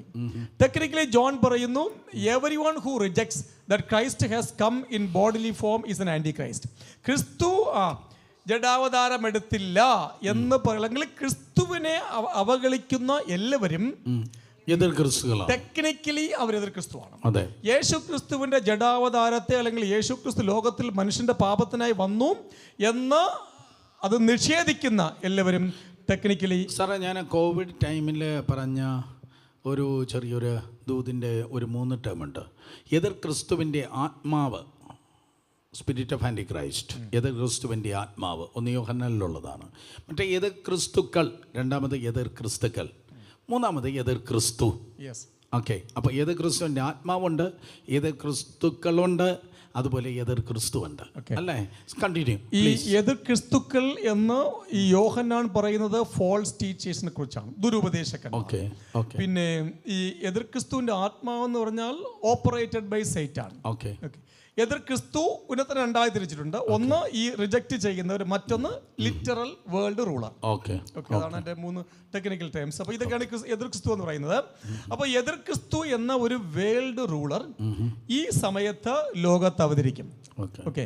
അപ്പോൾ എതിർ ക്രിസ്തു എന്ന് പറയുന്നത് ക്രിസ്തുവിൻ്റെ ജസ്റ്റ് ഓപ്പോസിറ്റായ ഫീച്ചേഴ്സ് ഉള്ള വ്യക്തിയായിരിക്കും. അപ്പോൾ എന്നെ ആരാധിക്കണം എന്ന് പറയുക, അപ്പോൾ ലോകത്തിൽ സ്വാധീനം ചെലുത്തുക, ഞാൻ ദൈവം എന്ന് പറഞ്ഞ ജെറുസലേം ദേവാലയത്തിലേക്ക്, അതിനൊരു പ്രോട്ടോടൈപ്പ് വേദപുസ്തകത്തിൽ പറഞ്ഞിട്ടുണ്ട്. നാം ദാനിയേൽ പ്രവചനം പഠിക്കുമ്പോൾ അത് മനസ്സിലാക്കാനായി സാധിക്കും. അതിൻ്റെ ഒരു പ്രോട്ടോടൈപ്പ് ഹിസ്റ്ററിയിൽ സംഭവിച്ചു. 164 മുതൽ 167 മുതൽ 64 BC വരെ സിറിയ ഭരിച്ചിരുന്ന സെലൂസിയസ് കിങ് ആയ ആന്റിയോക്കസ് എപ്പിഫാനസ് ഫോർത്ത്. അപ്പോൾ ആന്റിയോക്കസ് എപ്പിഫാനസ് ഫോർത്ത് ഈ ആന്റി ക്രൈസ്റ്റിന്റെ ഒരു പ്രോട്ടോടൈപ്പാണ്, ഒരു മുൻകുറിയാണ്. അപ്പോൾ എന്തൊക്കെയാണോ ഈ ആന്റിയോക്കസ് എപ്പിഫാനസ് അന്ന് ചെയ്തത്, ഈ 167 ചെയ്തത്, അതൊക്കെ ഈ മഹോദ്രവകാലത്ത്, ഈ മഹോദ്രവകാലം എന്ന് പറയുന്നത് തന്നെ മഹോദ്രവകാലത്ത് വെളിപ്പെടാനുള്ളത് അന്നത്തെ കാലത്ത് വെളിപ്പെട്ടു. അതിന്റെ ഒരു ഫോം വെളിപ്പെട്ടു. അപ്പൊ അങ്ങനെയാണെങ്കിൽ അന്ന് ജീവിച്ചിരുന്നതായ വിശ്വാസികൾ തെറ്റിദ്ധരിച്ച് കാണുമല്ലോ ഇദ്ദേഹമാണ് എതിർ ക്രിസ്തു എന്ന്. അന്ന് അത് BC-യിലാണ്, ഓൾഡ് ടെസ്റ്റ്മെന്റ് ആണ്. ഓക്കെ. അപ്പോൾ അവിടെ ഒരു വ്യത്യാസം ഇങ്ങനെയാണ്, കറക്റ്റ് പ്രോട്ടോടൈപ്പ് സംഭവിക്കും. AD-യിലായിരുന്നു എങ്കിൽ ഡെഫിനറ്റ്ലി മാത്രമല്ല ഈ പ്രീട്രിസ്റ്റിക് വ്യൂ എന്ന് പറയുന്ന ഒരു വ്യൂ കാറുണ്ട്. അവരെ വെളിപ്പാട് പുസ്തകത്തെ അങ്ങനെയാണ് വീക്ഷിക്കുന്നത്. ഇതെല്ലാം 1-ാം നൂറ്റാണ്ടിൽ ആന്റി ക്രൈസ്റ്റ് എന്ന് പറയുന്ന നീറോ എന്ന് പറയുന്ന വ്യൂ ആണ് പ്രീട്രിസ്റ്റിക് വ്യൂ. എക്സാക്ട്ലി. ഓക്കെ. അപ്പോൾ ഈ പഴയ നിയമത്തിൽ എന്താ സംഭവിച്ചത് നിങ്ങൾ അറിഞ്ഞിരിക്കണം. അത് നമ്മുടെ വേദപുസ്തകത്തിലില്ല. നോൺ അപ്പോക്രിഫൽ ബുക്കായ ഫസ്റ്റ് മക്കാബിയർ, ഒന്ന് മക്കാബിയർ, 2 മക്കാബിയർ എന്ന് പറയുന്ന 2 പുസ്തകങ്ങൾ നമ്മുടെ അപ്പോക്രിഫൽ ബുക്ക്, കാനോണിക്കൽ ബുക്ക് അല്ലാത്ത ഇന്റർ ടെസ്റ്റമെന്റൽ പീരീഡിൽ, ഓൾഡ് ടെസ്റ്റമെന്റിനും ന്യൂ ടെസ്റ്റമെന്റിനും ഇടയിൽ എഴുതപ്പെട്ട പുസ്തകങ്ങളിൽ ഒരുപാട് പുസ്തകങ്ങൾ എഴുതപ്പെട്ടിട്ടുണ്ട്. അതിൽ 2 പുസ്തകങ്ങളാണ്, ചരിത്ര പുസ്തകങ്ങളാണ്. 1 മക്കാബി, 2 മക്കാബി വായിക്കുന്നത് നല്ലതാണ്. അപ്പൊ അതില് ഈ മക്കാബിയൻ ചരിത്രം, അത് വന്നിട്ട് കത്തോലിക്ക ബൈബിളുണ്ട്. മക്കാബിയൻ ചരിത്രമാണ് പറയുന്നത്. അപ്പൊ അതില് ഈ ആന്റിയോക്കസ് എപ്പിഫാനസ് ഫോർത്ത് 167 BC-യിൽ, അന്നേരം ഈ ഇപ്പൊ നമുക്കറിയാം അലക്സാണ്ടർ മരിച്ചതിന് ശേഷം രാജ്യം 4ആയി വിഭജിക്കപ്പെട്ടത് 2 പ്രധാന രാജ്യങ്ങളാണ്. ഒന്ന് ടോളമിയുടെ ഈജിപ്തും, മറ്റൊന്ന് സെലൂസൈഡ്സ്, ഒരു ലീഡറാണ് സെലൂസൈഡ്സിൻ്റെ സിറിയയും. അപ്പോൾ ഈ 167 ആയപ്പോഴത്തേക്കും ഈ സിറിയയുടെ കീഴിൽ ജുഡിയ വന്നു. ജുഡിയ വന്നപ്പോൾ ഈ സെലൂസൈഡ്സ് എന്ന് വെച്ചാൽ ഭയങ്കര ഗ്രീക്ക് കൾച്ചർ വളരെ ഇമ്പോർട്ടൻ്റ് ആണെന്ന് പഠിപ്പിക്കുന്ന, അതെ, ജുഡിയൻ ആ പ്രദേശം. അപ്പോൾ അവര് വളരെ ശക്തമായി ഈ ഗ്രീക്ക് കൾച്ചറാണ് ഏറ്റവും പ്രധാനപ്പെട്ടത് എന്ന് വിശ്വസിക്കുകയും പഠിപ്പിക്കുകയും ചെയ്തിരുന്ന ആൾക്കാരായിരുന്നു. ഒരു പ്രധാനപ്പെട്ട കാരണം നിങ്ങൾക്ക് ചരിത്രം പഠിക്കുമ്പോൾ അറിയാം, Alexander the great. Alexander the great എന്ന് പറയുന്നത് അദ്ദേഹത്തിന്റെ ടീച്ചർ എന്ന് പറയുന്നത് അരിസ്റ്റോട്ടിലായിരുന്നു. അപ്പോൾ അരിസ്റ്റോട്ടിൽ പഠിപ്പിച്ച ഏറ്റവും പ്രധാനപ്പെട്ട കാര്യം എന്ന് പറയുന്നത് നമ്മുടെ സംസ്കാരമാണ് ദി ബെസ്റ്റ്. സോക്രട്ടീസ്, പ്ലേറ്റോയും അരിസ്റ്റോട്ടിലും എന്ന് വേണ്ട, സെനോഫൺ, തുസീഡിഡസ്, ഈ തെയിൽസ്, ഇത്രയും ലോകത്തിൽ എഴുതപ്പെട്ട വേറെ ഒരു ചരിത്രകാരന്മാരോ ഇങ്ങനെ യാതൊന്നുമില്ല. അതുകൊണ്ടാണ് Greece is known as the cradle of civilisation. സംസ്കാരത്തിന്റെ കളിത്തൊട്ടിൽ എന്നാണ് ഗ്രീസിനെ അറിയപ്പെട്ടിരുന്നത്. നമ്മളത് കാണുന്ന എല്ലാ ഫിലോസഫിയുടെയും ചരിത്രത്തിന്റെയും ആ ഗ്രീസിലാണ്. അപ്പോൾ ഈ ആന്റിയോക്കസ് എപ്പിഫാനസ് മനസ്സിലാക്കി എൻ്റെ സംസ്കാരമാണ്. ഈ നമ്മുടെ വെസ്റ്റിലുള്ള അല്ലെങ്കിൽ ഔഷധങ്ങളുടെ മെഡിക്കൽ സയൻസിന്റെ ഒറിജിൻ വന്ന് ഗ്രീസ് ആയിരുന്നു. എല്ലാം ഗ്രീക്ക്. പിന്നെ അതുപോലെ തിയേറ്റർ ആർട്സിന്റെ ഒറിജിൻ വന്ന് ഗ്രീസ് ആയിരുന്നു. അതുപോലെ ഡെമോക്രസിയുടെ ഒറിജിൻ വന്ന്, ജനാധിപത്യത്തിന്റെ ഒറിജിൻ വന്ന് ഗ്രീസാണ്. സോ ഇന്ന് ലോകത്തിൽ കൺട്രോൾ ചെയ്യുന്നതായ, ലോകത്തിലെ മാനവജാതി ഇന്ന് കൺട്രോൾ ചെയ്യുന്ന പലതിന്റെ ഒറിജിൻ വന്ന് ഗ്രീസ് ആയിരുന്നു. മിക്കവാറും എല്ലാ സിസ്റ്റങ്ങളും മെഡിക്കൽ സയൻസ്, കാരണം മെഡിക്കൽ സയൻസ് അവർ മനുഷ്യൻ്റെ ബോഡി വളരെ കൃത്യമായിട്ട് വരയ്ക്കാൻ ആരംഭിച്ചു. അങ്ങനെയാണ് മനുഷ്യൻ്റെ ഹൃദയം, ഇങ്ങനത്തെ മെഡിക്കൽ സയൻസിന് വളരെ ഗുണം ചെയ്തു എന്നാണ് മനസ്സിലാക്കപ്പെടുന്നത്. അപ്പോൾ അതുപോലെ അവർ അത്രയും പ്രാധാന്യമുള്ള അന്ന് ആ കാലഘട്ടത്തിൽ, ഇപ്പം BC 400, BC 300, 200, 100 ആ കാലഘട്ടത്തിൽ തന്നെ അവർ അത്രയും വളർന്നു എന്നാണ് മനസ്സിലാക്കുക. അന്ന് ഇവിടെയൊക്കെ മനുഷ്യരുണ്ടായിരുന്നു എന്ന് പോലും എനിക്കറിയാൻ പാടില്ല. Okay, that's it. അപ്പോൾ ആ കാലഘട്ടത്ത് ഇങ്ങനെ ഇയാൾ മനസ്സിലാക്കി ഗ്രീക്ക് സിവിലൈസേഷൻ, ഗ്രീക്ക് സംസ്കാരമാണ് the best in the world. അതുകൊണ്ട് എന്ത് ചെയ്യണം, ലോകത്തിലുള്ള എല്ലാവരെയും ആക്രമിച്ച് കീഴടക്കി ഈ സംസ്കാരം പഠിപ്പിക്കണം, പ്രാക്ടീസ് ചെയ്യാൻ പഠിപ്പിക്കണം. അതുകൊണ്ട് ഈ യഹൂദ്യ, ജുഡിയ ഈ സിറിയയുടെ കീഴിൽ അല്ലെങ്കിൽ ഈ സെലൂസൈഡ്സിൻ്റെ കീഴിൽ വന്നപ്പോൾ അദ്ദേഹം ചെയ്ത പ്രധാനമായ 4 കാര്യങ്ങൾ യഹൂദന്മാരുമായി ചെയ്ത്. അപ്പോൾ അദ്ദേഹം മനസ്സിലായി യഹൂദന്മാർ വളരെ ദേ ആർ ബാർബേറിയസ് പീപ്പിൾ, ഇതിൽ ഈ പ്രാക്ടീസ് ചെയ്യുന്നതിലും ഇതിലൊന്നും ഒരു ലോജിക്കുമില്ല എന്ന് സെലൂസൈഡ്സ് മനസ്സിലാക്കിയിട്ട് അദ്ദേഹം ചെയ്ത ആദ്യത്തെ കാര്യം ഈ ടെമ്പിൾ ആരാധന, സാക്രിഫൈസസ് നിർത്തലാക്കി. 1. 2, യാഗങ്ങൾ നിർത്തലാക്കി. 2, പരിച്ഛേദന യഹൂദന്മാർക്കുള്ള നിർത്തലാക്കി. 3, സാറ്റർഡേ സാബത്ത് ആചരിക്കുന്നത് അത് ലോ കൊണ്ട് നിരോധിച്ചു. ഓക്കെ, ഈ പരിച്ഛേദനയും ലോ കൊണ്ട് അദ്ദേഹം നിർത്തലാക്കി. എന്നിട്ട് തോറയെ അദ്ദേഹം പരസ്യമായി കത്തിച്ചു കളഞ്ഞു. ഈ 4 കാര്യങ്ങൾ ചെയ്തപ്പോൾ യഹൂദന്റെ ബ്ലഡ് 100 ഡിഗ്രി സെൽഷ്യസിൽ ബോയിൽഡായി. സ്വാഭാവികമായിട്ട് സംഭവിക്കുന്ന കാര്യമാണ്, കാരണം BC 167. അപ്പൊ അങ്ങനെ ക്രിസ്തു വരുന്നതിന് ഏകദേശം 167 വർഷങ്ങൾക്ക് മുമ്പ് ഏകദേശം ക്രിസ്തു he was born in between BC 6 and BC 4. BC 4ലാണ് ഹെരോദാവ് മരിക്കുന്നത്. ഓക്കെ, അപ്പോൾ അങ്ങനെ ഈ 4 കാര്യങ്ങൾ പുള്ളി നിർത്തലാക്കിയപ്പോഴത്തേക്കും യഹൂദന് കൺട്രോൾ ചെയ്യാൻ പറ്റില്ല. അവന്റെ ഈ ടെമ്പിൾ എന്ന് പറഞ്ഞാൽ അവന്റെ ജീവനാണ്. അവൻ ജീവിച്ചില്ലെങ്കിൽ ടെമ്പിൾ ഇല്ലെങ്കിൽ അവന്റെ ജീവനില്ല. തോറ കത്തിക്കുക എന്ന് പറഞ്ഞാൽ അവർക്ക് ഒട്ടും അംഗീകരിക്കാൻ പറ്റാത്ത കാര്യമാണ് ഇന്നും. എനിക്ക് തോന്നുന്നു, ഞാൻ ഇസ്രായേലിൽ പോയിട്ടില്ല, പല പ്രാവശ്യം ദൈവദാസൻ പോയിട്ടുണ്ട് എന്നാണ് ഞാൻ മനസ്സിലാവുന്നത്. 17 പ്രാവശ്യം, 1-2 കാരണം അവർ ഇവിടുത്തെ മുസ്ലിംസിനെക്കാളും വളരെ എന്താ പറയുക, വളരെ മതത്തിന്റെ കാര്യത്തിൽ വളരെ തീവ്രവാദികൾ യഹൂദന്മാരെന്നാണ് ഞാൻ മനസ്സിലാക്കുന്നത്. അവിടെ വേഷദാനങ്ങളും ഒക്കെ, ദൈവഭക്തി എന്നതിനേക്കാൾ ഉപരി അവരുടെ റിലിജിയോസിറ്റി മതഭക്തിയാണ്. ദൈവഭക്തി എന്നതിനേക്കാൾ ഉപരി ഈ ദൈവഭക്തിയല്ല മതഭക്തി. മതഭക്തി എന്ന് പറയുന്നത് ഞങ്ങൾ പറയുന്നതാണ് ശരി, ഞങ്ങളാണ് ബെസ്റ്റ് പീപ്പിൾ എന്നുള്ളതായ ഒരു ആത്മീയ അഹങ്കാരം, അതാണ്. അതൊരിക്കലും ദൈവഭക്തിയല്ല. ദൈവഭക്തിയാണെങ്കിൽ ആ ദൈവസ്നേഹവും ദൈവത്തിൻ്റെ മനസ്സിലും ഒക്കെ നിശ്ചയമായിട്ട് കാണുക. അപ്പം ദൈവഭക്തിയല്ല മതഭക്തി. അതാണ് ഓർത്തഡോക്സ് ജ്യൂസിൽ നമുക്ക് കാണാൻ കഴിയുന്നത്. അങ്ങനെ ഇദ്ദേഹം ടെമ്പിൾ കീഴടക്കുകയും ഇദ്ദേഹം അവിടുത്തെ മഹാപുരോഹിതനെ പ്രേരിപ്പിച്ച് ഒരു പന്നിയെ അവിടെ ഓൾട്ടറിൽ യാഗം കഴിക്കും. കേട്ടിട്ടുണ്ട്. Pig swine was sacrificed. എന്ന് പറഞ്ഞാൽ യഹൂദന്മാർക്ക് അന്ന് ഇന്നും ഏറ്റവും നിഷിദ്ധമാണ് പന്നി. ഒരിക്കൽ കൂടെ, യഹൂദന്മാർക്ക് അന്ന് ഇന്നും ഏറ്റവും വലിയ നിഷിദ്ധമാണ്. ആ പന്നി സാക്രിഫൈസ് ചെയ്തു, യാഗം കഴിച്ചു. അപ്പോൾ അന്നേരം അവിടെ സകല ക്ഷമയും നശിച്ചു. അന്നേരം അവിടെ അസിസ്റ്റന്റായി നിന്നിരുന്ന മത്തത്തിയാസ് എന്ന് പറഞ്ഞ മെയിൻ പുരോഹിതനാണ്. ഈ അദ്ദേഹത്തിന് കുറേ സാമ്പത്തികമായി നേട്ടങ്ങളൊക്കെ ചെയ്തുകൊണ്ടാണ് മഹാപുരോഹിതൻ. അയാൾക്ക് വേറെ നിവൃത്തിയില്ല, കാരണം അല്ലെങ്കിൽ ഈ അന്ത്യോക്യസ് കൊല്ലും. അതുകൊണ്ട് അയാൾ യാഗം കഴിച്ചു. അദ്ദേഹത്തിന് അസിസ്റ്റന്റ് ആയിരുന്ന മത്തത്തിയാസ് ആ മഹാപുരോഹിതനെ കൊല്ലുകയും തൻ്റെ 5 ആൺമക്കളെയും കൊണ്ട് വനത്തിലേക്ക് പ്രവേശിക്കുകയും ചെയ്തു മത്തത്തിയാസ്. അങ്ങനെ അദ്ദേഹത്തിന്റെ മൂത്ത മകനാണ് ജൂഡസ് മത്തത്തിയാസ്. ഇവര് ഗറില്ല വാർഫെയറിലൂടെ അന്ത്യോക്യസ് എപ്പിഫാനസിനെയും 164 BC പരാജയപ്പെടുത്തിയിട്ട് ടെമ്പിൾ റീഡെഡിക്കേറ്റ് ചെയ്ത് ക്ലീൻ ചെയ്തു, പ്യൂരിഫൈ ചെയ്തു. ആ ഫെസ്റ്റിവലാണ് നാം വായിക്കുന്ന ഫീസ്റ്റ് ഓഫ് ഡെഡിക്കേഷൻ. യോഹന്നാൻ സുവിശേഷത്തിൽ ഫീസ്റ്റ് ഓഫ് 8-ാം അധ്യായം യെസ്, ഫീസ്റ്റ് ഓഫ് ഡെഡിക്കേഷൻ. എട്ടാം അധ്യായത്തിൽ ഫീസ്റ്റ് ഓഫ് ഡെഡിക്കേഷൻ കർത്താവേ, എട്ടാം അധ്യായത്തിൽ ഇത് ഹനൂക്കയാണ് അതിന്റെ പേരാണ് ഹനൂക്ക, ഫീസ്റ്റ് ഓഫ് ഡെഡിക്കേഷൻ. അതെ, ഹനൂക്ക മീൻസ് ഡെഡിക്കേഷൻ. അതെ, വെളിച്ചങ്ങളുടെ ഉത്സവം എന്ന് അറിയപ്പെടുന്നത്. പുരിയുമാണോ? അല്ലല്ല, പുരിയും വന്നിട്ട് എസ്തറിന്റെ ഇത് ഹനൂക്ക. കാരണം ദേവാലയത്തിൽ അവർ കൊണ്ടുവന്ന് അവർക്ക് പെട്ടകം അവർക്ക് കിട്ടിയിട്ടില്ല. യെരമ്യാവിന്റെ കാലത്തിന് ശേഷം പിന്നെ പെട്ടകം കിട്ടിയിട്ടില്ല. പിന്നെ ദേവാലയത്തിലെ അവർക്ക് കിട്ടിയ ഏറ്റവും വലിയ ഇൻസ്ട്രുമെന്റ് എന്ന് പറയുന്നത് കതിരവിളക്കാണ്, അല്ലെങ്കിൽ നിലവിളക്കാണ്. കതിരവിളക്ക് അല്ലെങ്കിൽ നിലവിളക്ക്. ആ നിലവിളക്കിനെ കൊണ്ടുവന്ന് ഇത്രയും നാളായി, എത്ര നാളാ ദേവാലയം അടഞ്ഞു കിടന്നത്? ഉദ്ദേശം പറഞ്ഞേ 167 മുതൽ 64 വരെ. 64. സോ അത്രയും വർഷം ദേവാലയത്തിൽ ആരാധനയില്ല, അത് വെളിച്ചമില്ല. അങ്ങനെ ഇത്രയും കാലത്തിന് ശേഷം അവർ കതിരവിളക്കിനെ എടുത്ത് അവിടെ കൊണ്ടുവന്ന് 7 നാളങ്ങൾ അവർ ജ്വലിപ്പിച്ച് നിർത്തിയ, അല്ലെങ്കിൽ അതിനെ കത്തിച്ചു വെച്ച നിലവിളക്ക് ഒരിക്കലും അണഞ്ഞു പോകാൻ പാടില്ല.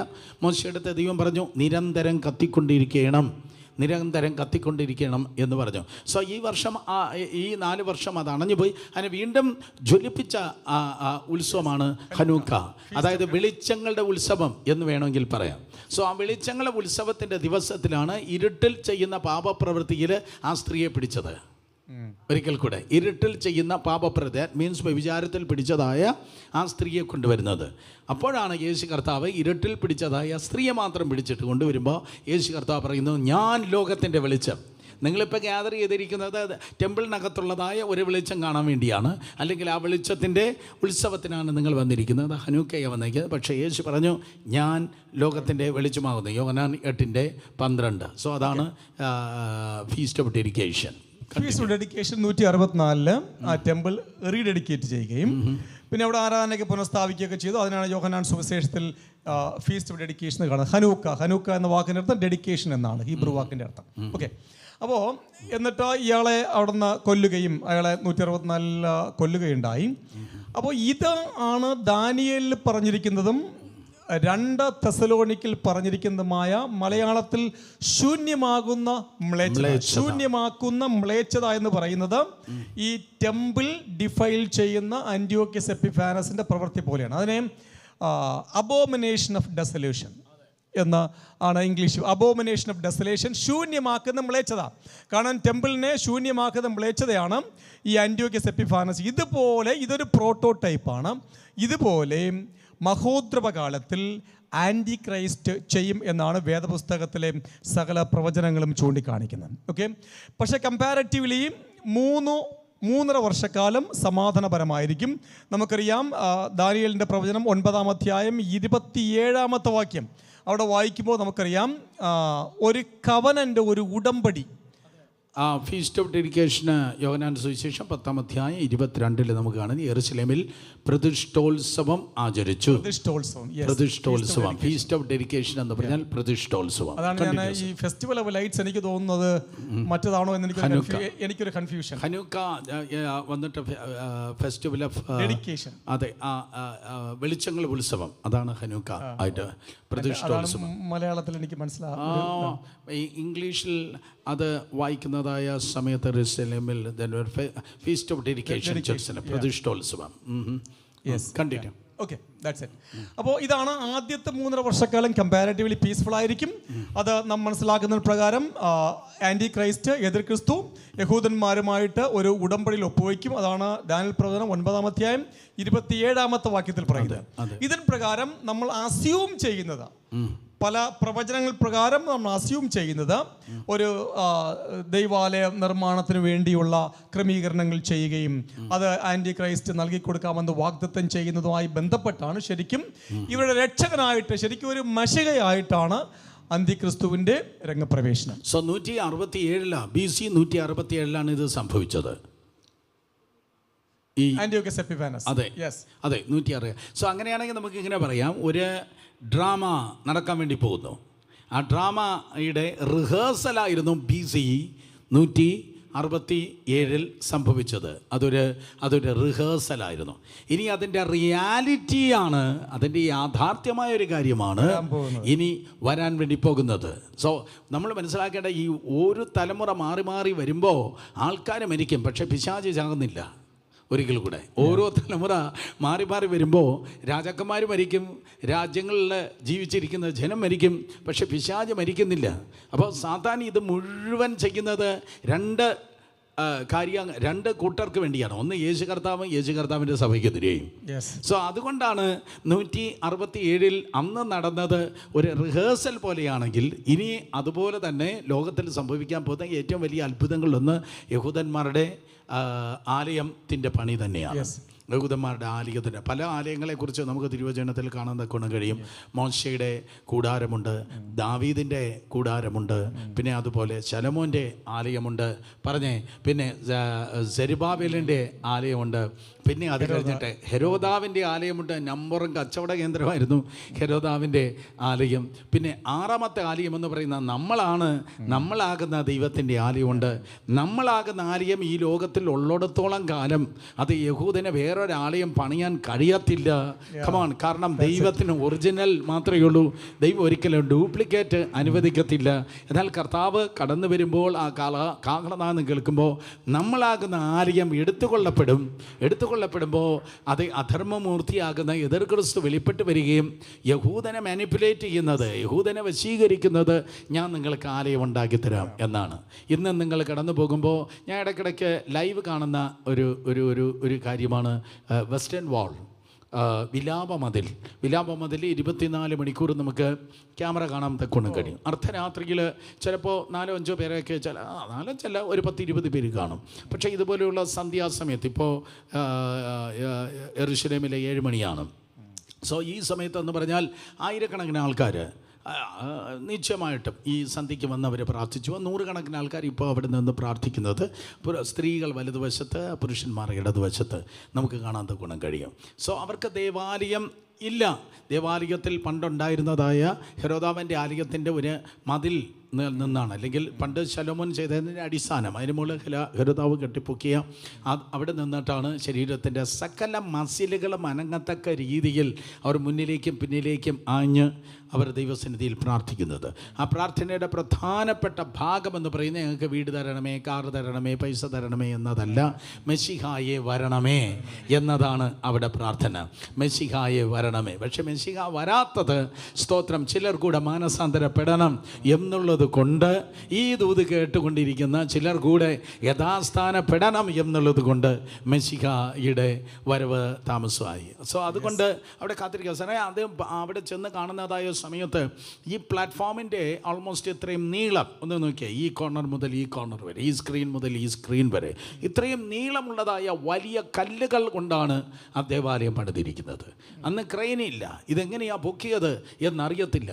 ഇത്രയും ഈ പ്ലാറ്റ്ഫോമിൻ്റെ ഓൾമോസ്റ്റ് ഇത്രയും വലിപ്പമുള്ളതായ വലിയ കല്ലുകൾ കൊണ്ടാണ് അത് കെട്ടിപ്പൊക്കിയത്. അതിനെ നോക്കിയിട്ടാണ് ലോകം കണ്ട ഏറ്റവും വലിയ പ്രവാചകൻ പറഞ്ഞത്, കല്ലിന്മേൽ ശേഷിക്കാത്തവണ് ഇത് പൊളിഞ്ഞു പോകുന്ന.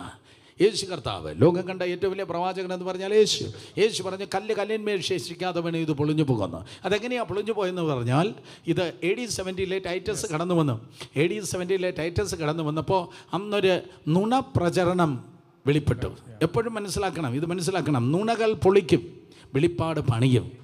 നുണകൾ പൊളിക്കും, വെളിപ്പാട് പണിയും. സോ അന്ന് വെളിപ്പെട്ടതായ ഒരു നുണപ്രചരണമായിരുന്നു. ശലോമോനാണ് ഇത് പണിതത്. ഇത് പണിതപ്പോൾ ഇതിൻ്റെ ഉള്ളിൽ ഗോൾഡ് വെച്ചിട്ടുണ്ട്, സ്വർണം വെച്ചിട്ടുണ്ട്.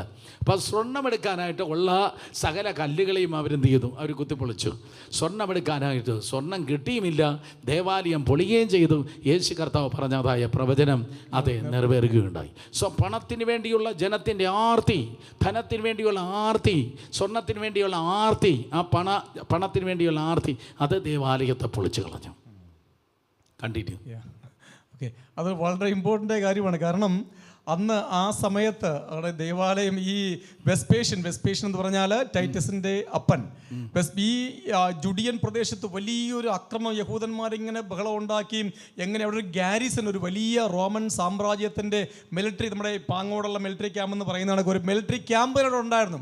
അതാണ് അന്ന് ശതാധിപൻ എന്ന് പ്രസംഗിച്ചപ്പോഴെ കൊണ്ട് അതുപോലത്തെ ഒരു മിലിറ്ററി ക്യാമ്പാണ്. അന്നേരം യഹൂദന്മാർ എങ്ങനെയെങ്കിലും ഈ റോമൻകാരെ ആ മണ്ണിൽ നിന്ന് മാറ്റണം എന്ന് പറഞ്ഞ് അക്രമം അഴിച്ചുവിട്ട സമയത്താണ് ശരിക്കും ഇവർ ഈ വെസ്പേഷ്യൻ കടന്നു വരിക. അന്നേരം നീറോയാണ് റോം ഭരിക്കുന്നത്. 68 നീറോ ഭരിക്കുന്നു. അന്നേരം ഇവിടെ ഇത് പ്രശ്നം ആരംഭിക്കുകയാണ്. അന്നേരം റോമൻ ഭരണം ഏറ്റെടുക്കാൻ വേണ്ടി ഇവിടെ മിലിറ്ററി ലീഡറായിരുന്ന വെസ്പേഷ്യൻ റോമിലേക്ക് പോവുകയും തൻ്റെ മകനായ ടൈറ്റസിനെ ഇത് ഏൽപ്പിക്കുകയും ചെയ്തു. സാറേ, ആ ഒരു യെരുശലേം ഇൻവേഡ് ചെയ്യുമ്പോൾ, അല്ലെങ്കിൽ യെരുശലേം പൊളിക്കപ്പെടുമ്പോൾ, AD 70 യെരുശലേം പട്ടണം തകർക്കപ്പെടുകയും ദേവാലയം പൊളിക്കപ്പെടുകയും ചെയ്യുന്നത്. AD 70 ശേഷം യഹൂദന് ദേവാലയമില്ല. അന്ന് സംഭവിച്ച അതിപ്രധാനപ്പെട്ടതായ ഒരു കാര്യം, 3 ലക്ഷത്തോളം യഹൂദന്മാർ കൊല്ലപ്പെട്ടു.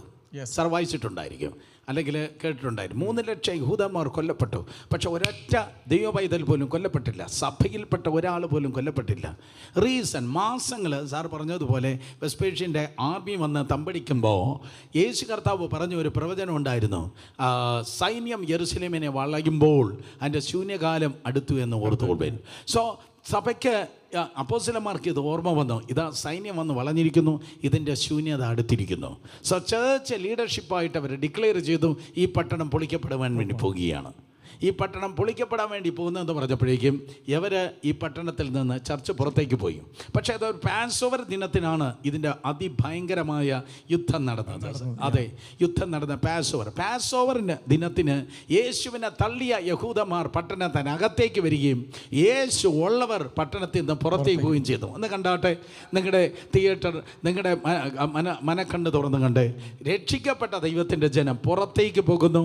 അതെ, നശിക്കേണ്ടതായ മതത്തിൻ്റെ ആൾക്കാർ അകത്തേക്ക് വരുന്നു. സോ ഇന്നും അത് തന്നെയാണ് സംഭവിക്കുന്നത്. മഹാ ഉപദ്രവം വരുന്നതിന് മുൻപ് പ്രാക്കളെ പോലെ ദൈവത്തിൻ്റെ സഭ പറന്നു പോവുകയും അതെ, ബാക്കി കൈവിടപ്പെട്ടവർ ഇവിടെ നഷ്ടപ്പെടുകയും ചെയ്യും. യെസ്, അതാണ് AD 70 സംഭവിച്ചത്. തീർച്ചയായും നമ്മൾ വീണ്ടും നമ്മുടെ കണ്ടിന്യൂവേഷനിലേക്ക് വരുമ്പോൾ ഇപ്പോൾ ഈ 3.5 വർഷക്കാലം ആകുമ്പോഴത്തേക്കുമാണ് ഇതിൻ്റെ ഈ ഉണ്ടാക്കിയ ഉടമ്പടിയിൽ ചെറിയ വിള്ളലുകൾ വീഴാൻ ആരംഭിക്കും. അന്നേരം യഹൂദന്റെ പ്രതീക്ഷ ഉടമ്പടി എന്ന് പറയുന്നത് ഏതാന്ന് മനസ്സിലാവും. നിങ്ങളുടെ വസ്തുവിന്റെ ഉടമ്പടി അല്ല. ദാനിയേൽ പ്രവചനം 9-27 എന്ന് പറഞ്ഞാൽ ഈ എതിർ ക്രിസ്തു ലോകത്ത് ഒരിക്കലും യോജിക്കാതെ കിടക്കുന്ന 2 കൂട്ടരെ ഒരുമിച്ച് കൂട്ടിച്ചേർക്കും.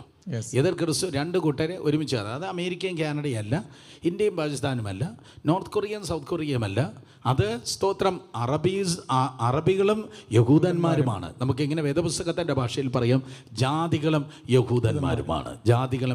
അവർ ഒരു കാരണവശാലും അവർ ഇതുവരെ യോജിച്ചിട്ടില്ല. നിങ്ങൾ ഓർക്കുന്നുണ്ടായിരിക്കും, സ്തോത്രം ബിൽ ക്ലിൻ്റൻ്റെ ടൈമിൽ, ബിൽ ക്ലിൻ്റൺ ദിവസങ്ങൾ ഈ 2 യാസർ അരാഫാത്തിനെ, അന്നുണ്ടായിരുന്ന ഷിമോൻ പെരസിനെ, അദ്ദേഹം ആഴ്ചകളോളം അദ്ദേഹം അമേരിക്കയിൽ കൊണ്ടുപോയി പാർപ്പിച്ച് ചർച്ച ചെയ്ത് അത് എങ്ങനെയെങ്കിലും അവർ ഒന്നാക്കാനായി പീസ് ട്രീറ്റി ഉണ്ടാക്കിയതാണ്. അതായത് ഷിമോൻ പെരസ് തിരിച്ചു വരുമ്പോഴേക്കും ഇസ്രായേലിൻ്റെ ഭയങ്കരമായ പ്രശ്നവും പ്രകടനവും ഉണ്ടായി. എന്നിട്ട് അദ്ദേഹത്തെ കോപ്പളി വെടിവെച്ച് കൊല്ലുകയായിരുന്നു.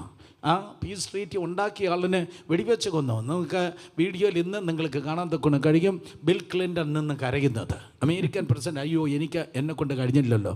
നമുക്ക് പറവാൻ തക്കണേ, അത് ദൈവം കുരുക്കി ഇട്ടിരിക്കുന്നതാണ്. എന്തിനു വേണ്ടി? ചർച്ചിന് വേണ്ടി, സഭയ്ക്ക് വേണ്ടി. ലോകത്തിൽ നിന്ന് സംഭവിച്ചിരിക്കുന്ന സകലതും ദൈവത്തിൻ്റെ സഭയ്ക്ക് വേണ്ടിയാണ്. അത് എന്ന് പറഞ്ഞാൽ യേശു കർത്താവിന് വേണ്ടിയാണ്. സോ ആ കുരുക്കിനെ അടിക്കാൻ അമേരിക്കൻ പ്രസിഡൻ്റ് അല്ല, യുണൈറ്റഡ് നേഷൻ അല്ല, വേറെ ആർക്കും കഴിയത്തില്ല. സോ അത് ദൈവത്തിൻ്റെ കൃപയാൽ, അത് ദൈവത്തിൽ നിന്ന് കൈവിട്ടു പോയതല്ല. God holds the remote control. ദൈവത്തിൻ്റെ നിയന്ത്രണത്തിലാണ് ആയിരിക്കുന്നത്.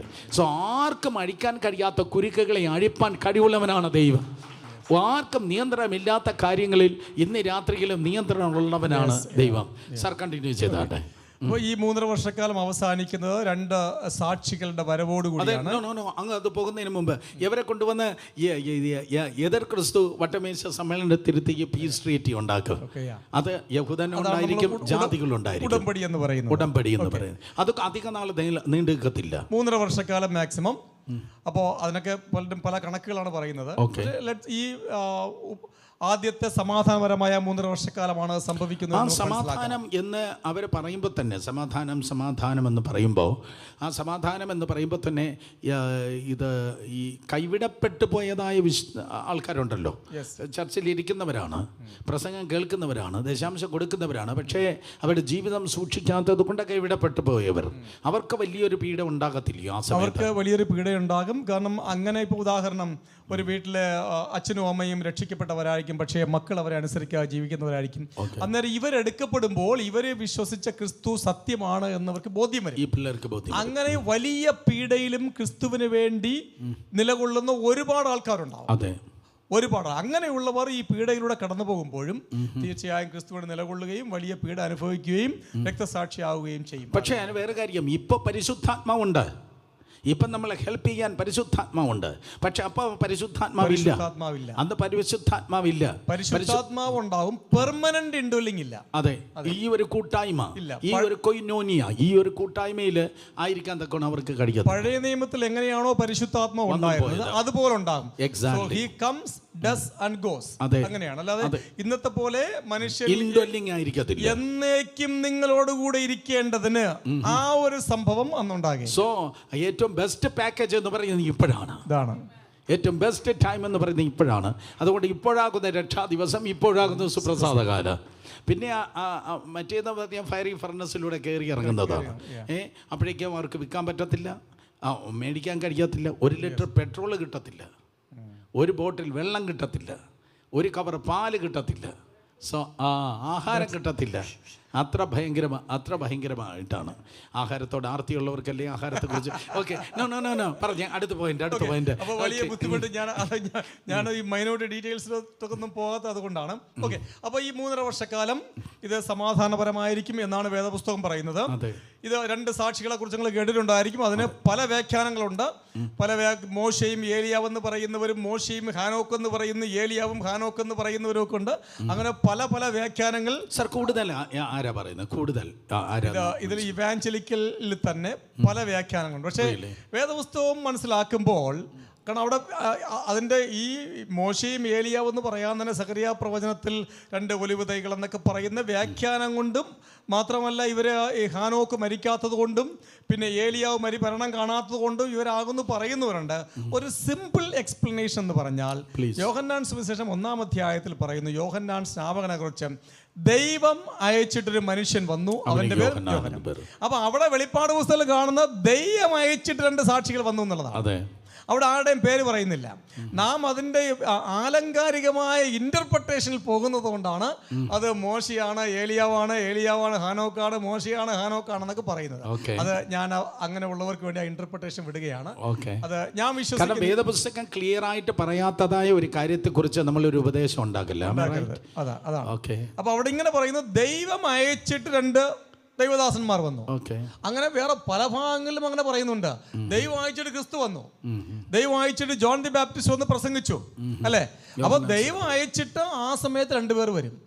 ഇറ്റ് കുഡ് ബി എനിവൺ, പക്ഷേ സെൻഡ് ബൈ ഗോഡ്. ഓക്കെ, അവർ മരണം കാണാതെ ജീവിക്കുന്ന 2 പേര് മാത്രമേ ഉള്ളൂ. യെസ്, പക്ഷെ മരണം കണ്ടില്ല എങ്കിലും പല വഴിയിലൂടെയാണ് ദൈവം സ്വർഗത്തിലേക്ക് മനുഷ്യരെ എടുക്കുന്നത്. കാരണം ജഡരക്തങ്ങൾക്ക് സ്വർഗരാജ്യം അവകാശമാക്കാൻ പറ്റുകയില്ല. ഹാനോക്ക് എങ്ങനെ പോയി? ഹാനോക്ക് എങ്ങനെ പോയി എന്ന് നമുക്ക് വ്യക്തമായി പറയാൻ പറ്റുകയില്ല. ദൈവം എടുത്തുകൊണ്ടതിനാൽ അവൻ കാണാതായി എന്നാണ്. അപ്പൊ ഒരുപക്ഷെ സ്വാഭാവികം, ഞാൻ ചോദിക്കട്ടെ, നമ്മളിപ്പം ഒരു ഭക്തൻ മരിച്ചു, അവൻ ദൈവസേനയിൽ ചേർത്ത് ദൈവം എടുത്തുകൊണ്ടു എന്നാണ് നമ്മൾ പറയുന്നത്, അല്ലെ? സാധാരണ ഒരു ഫെയ്ത്ത് ലാംഗ്വേജിൽ അങ്ങനെയാണ് പറയുന്നത്. ഒരുവൻ ആക്സിഡന്റ് പറ്റി മരിച്ചാലും ദൈവദാസൻ അവനെ ദൈവം എടുത്തുകൊണ്ട്, പക്ഷേ ആ വിധം വേറെ എന്നുള്ളത്. അപ്പൊ ഈ ജഡരക്തങ്ങൾക്ക് സ്വർഗരാജ്യം അവകാശമാക്കാൻ പറ്റുകയില്ല എന്നതുള്ളത് കൊണ്ട് ദൈവം ഇവരുടെ ബോഡി അല്ലെങ്കിൽ ഇവരുടെ ആത്മാവിനെ അവിടെ സ്വർഗത്തിന്റെ കമ്പാറ്റബിലിറ്റി മോഡലാക്കി മാറ്റുന്നു എന്നുള്ളതാണ് മനസ്സിലാക്കുന്നത്. അപ്പൊ അങ്ങനെയുള്ള മാത്രമല്ല, ഈ ആത്മീകരായ അല്ലെങ്കിൽ സ്വർഗീയ ബോഡിയിലേക്ക് പോയവർക്ക് വീണ്ടും ഒന്നുകൂടി മാനുഷിക ശരീരം പ്രാപിക്കുക എന്ന് പറയുന്നതും it is going to be very difficult.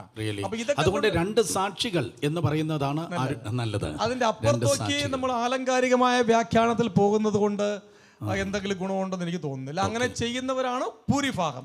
ഞാൻ ഈ പറഞ്ഞ പോലെ കേട്ടിട്ടുണ്ടോ ഇതിനു മുമ്പേ? ഇല്ല. സാധാരണ ഹനോക്കും മോശി എന്ന് പറയും, അല്ലെങ്കിൽ ഹനോക്കും ഏലിയാവ് എന്ന് പറയും, അല്ലെങ്കിൽ മറുരൂപ മലയിൽ നിന്നത് മോശിയും ഏലിയാവുമായതുകൊണ്ട് അവരെന്ന് പറയുന്നവരുണ്ട്. അപ്പൊ ഇതാണ് സാധാരണയായി ഈ ഒരു ഇന്റർപ്രിട്ടേഷൻ ആണ് നിലകൊള്ളുന്നത്. രണ്ട് ദൈവദാസന്മാർ ആരും ആകട്ടെ. ഈ മത്തായി സുവിശേഷം 17-ാം അധ്യായത്തിൽ മറുരൂപമലയിൽ നാം കാണുന്ന അവർ ഫിസിക്കൽ ബോഡിയിലല്ല, they are in glorified body. പഴയ നിയമ വിശുദ്ധന്മാരെല്ലാം ഗ്ലോറിഫൈഡ് ബോഡിയാണ്. ഗ്ലോറിഫൈഡ് ബോഡി വിട്ട് വീണ്ടും ഫിസിക്കൽ ശരീരത്തിൽ വരിക എന്ന് പറഞ്ഞാൽ that will be very difficult. അതാണ് എൻ്റെ ഒരു ലോജിക്ക്. അതുകൊണ്ടാണ് മിക്കവാറും സ്കോളേഴ്സ് പറയുന്നത് ദൈവം അയച്ചിട്ട് 2 സാക്ഷികൾ വരും. അവർക്ക് അമാനുഷികമായ ശക്തികൾ സുവിശേഷം പ്രസംഗിക്കുന്നതിന് വേണ്ടി കിട്ടുകയും അങ്ങനെ അത്ഭുതങ്ങൾ ചെയ്യുകയും മരിച്ചവരെ ഉയർപ്പിക്കാൻ വരെയുള്ള അത്ഭുതങ്ങൾ ചെയ്യുകയും. അത് ആ മഹാഉദ്രവത്തിന്റെ അവസാനത്തെ 3.5 വർഷത്തിലാണ് നടക്കുന്നത്. അവസാനത്തെ 3.5 വർഷം, അവസാനത്തെ 3.5. അപ്പൊ അങ്ങനെയാണെങ്കിൽ ആ 2 സാക്ഷികൾ ലോകം മുഴുവൻ വാച്ച് ചെയ്യാണ്. ലോകം മുഴുവനും ഇന്നത്തെ ടെലിവിഷനിൽ കാണുന്ന കണക്ക്. അപ്പോൾ സോഷ്യൽ മീഡിയയിലും TV വൈറലാവും, നമ്മുടെ ഇന്നത്തെ ഭാഷയിൽ പറഞ്ഞാൽ. അതുപോലെ TV ചാനൽ ഈ 2 പുള്ളികൾ ഡെയിലി നിറഞ്ഞു നിൽക്കുകയാണ്. അങ്ങനെയാണെങ്കിൽ മറുവശത്തെ ഞാൻ ചോദിക്കട്ടെ, അങ്ങനെയാണെങ്കിൽ എതിർ ക്രിസ്തുവിന്റെ സിംഹാസനത്തിലെ മുള്ളു മുളയ്ക്കത്തില്ലയോ? തീർച്ചയായും ഉണ്ടാവും. മാത്രവുമല്ല മത്തായി സുവിശേഷം 24-ാം അധ്യായം 14-ാമത്തെ വാക്യം, അവിടെ ഈ രാജ്യത്തിന്റെ സുവിശേഷം സാക്ഷ്യമായി ലോകത്തിലൊക്കെയും പ്രസംഗിക്കപ്പെടും, അപ്പോഴവസാനം വരും. അപ്പോൾ എന്താണ് രാജ്യത്തിന്റെ സുവിശേഷം എന്ന് പറഞ്ഞാൽ, യോഹന്നാൻ സ്നാപകൻ പ്രസംഗിച്ച സുവിശേഷം നാം പ്രസംഗിക്കുന്ന സുവിശേഷമല്ല, നാം പ്രസംഗിക്കുന്ന കൃപയുടെ സുവിശേഷമാണ്. നമ്മുടെ കണ്ടന്റ് എന്ന് പറയുന്നത് death, burial and resurrection of Jesus Christ ആണ്. അതെന്ന് പറയുന്നത് ദൈവരാജ്യം സമീപിച്ചിരിക്കുന്നു, മാനസാന്തരപ്പെട്ട് സുവിശേഷം വിശ്വസിപ്പിൻ. അപ്പൊ ഇതാ മെസ്സിഹ ഒരു രാജ്യം സ്ഥാപിക്കുവാൻ വേണ്ടി പോകുകയാണ്. നിങ്ങൾ അതിന് ക്വാളിഫൈഡ് ആകണമെങ്കിൽ നിങ്ങൾ മാനസാന്തരപ്പെട്ട് സുവിശേഷം വിശ്വസിക്കാം. ആ രാജ്യത്തിന്റെ സുവിശേഷം once again will be preached.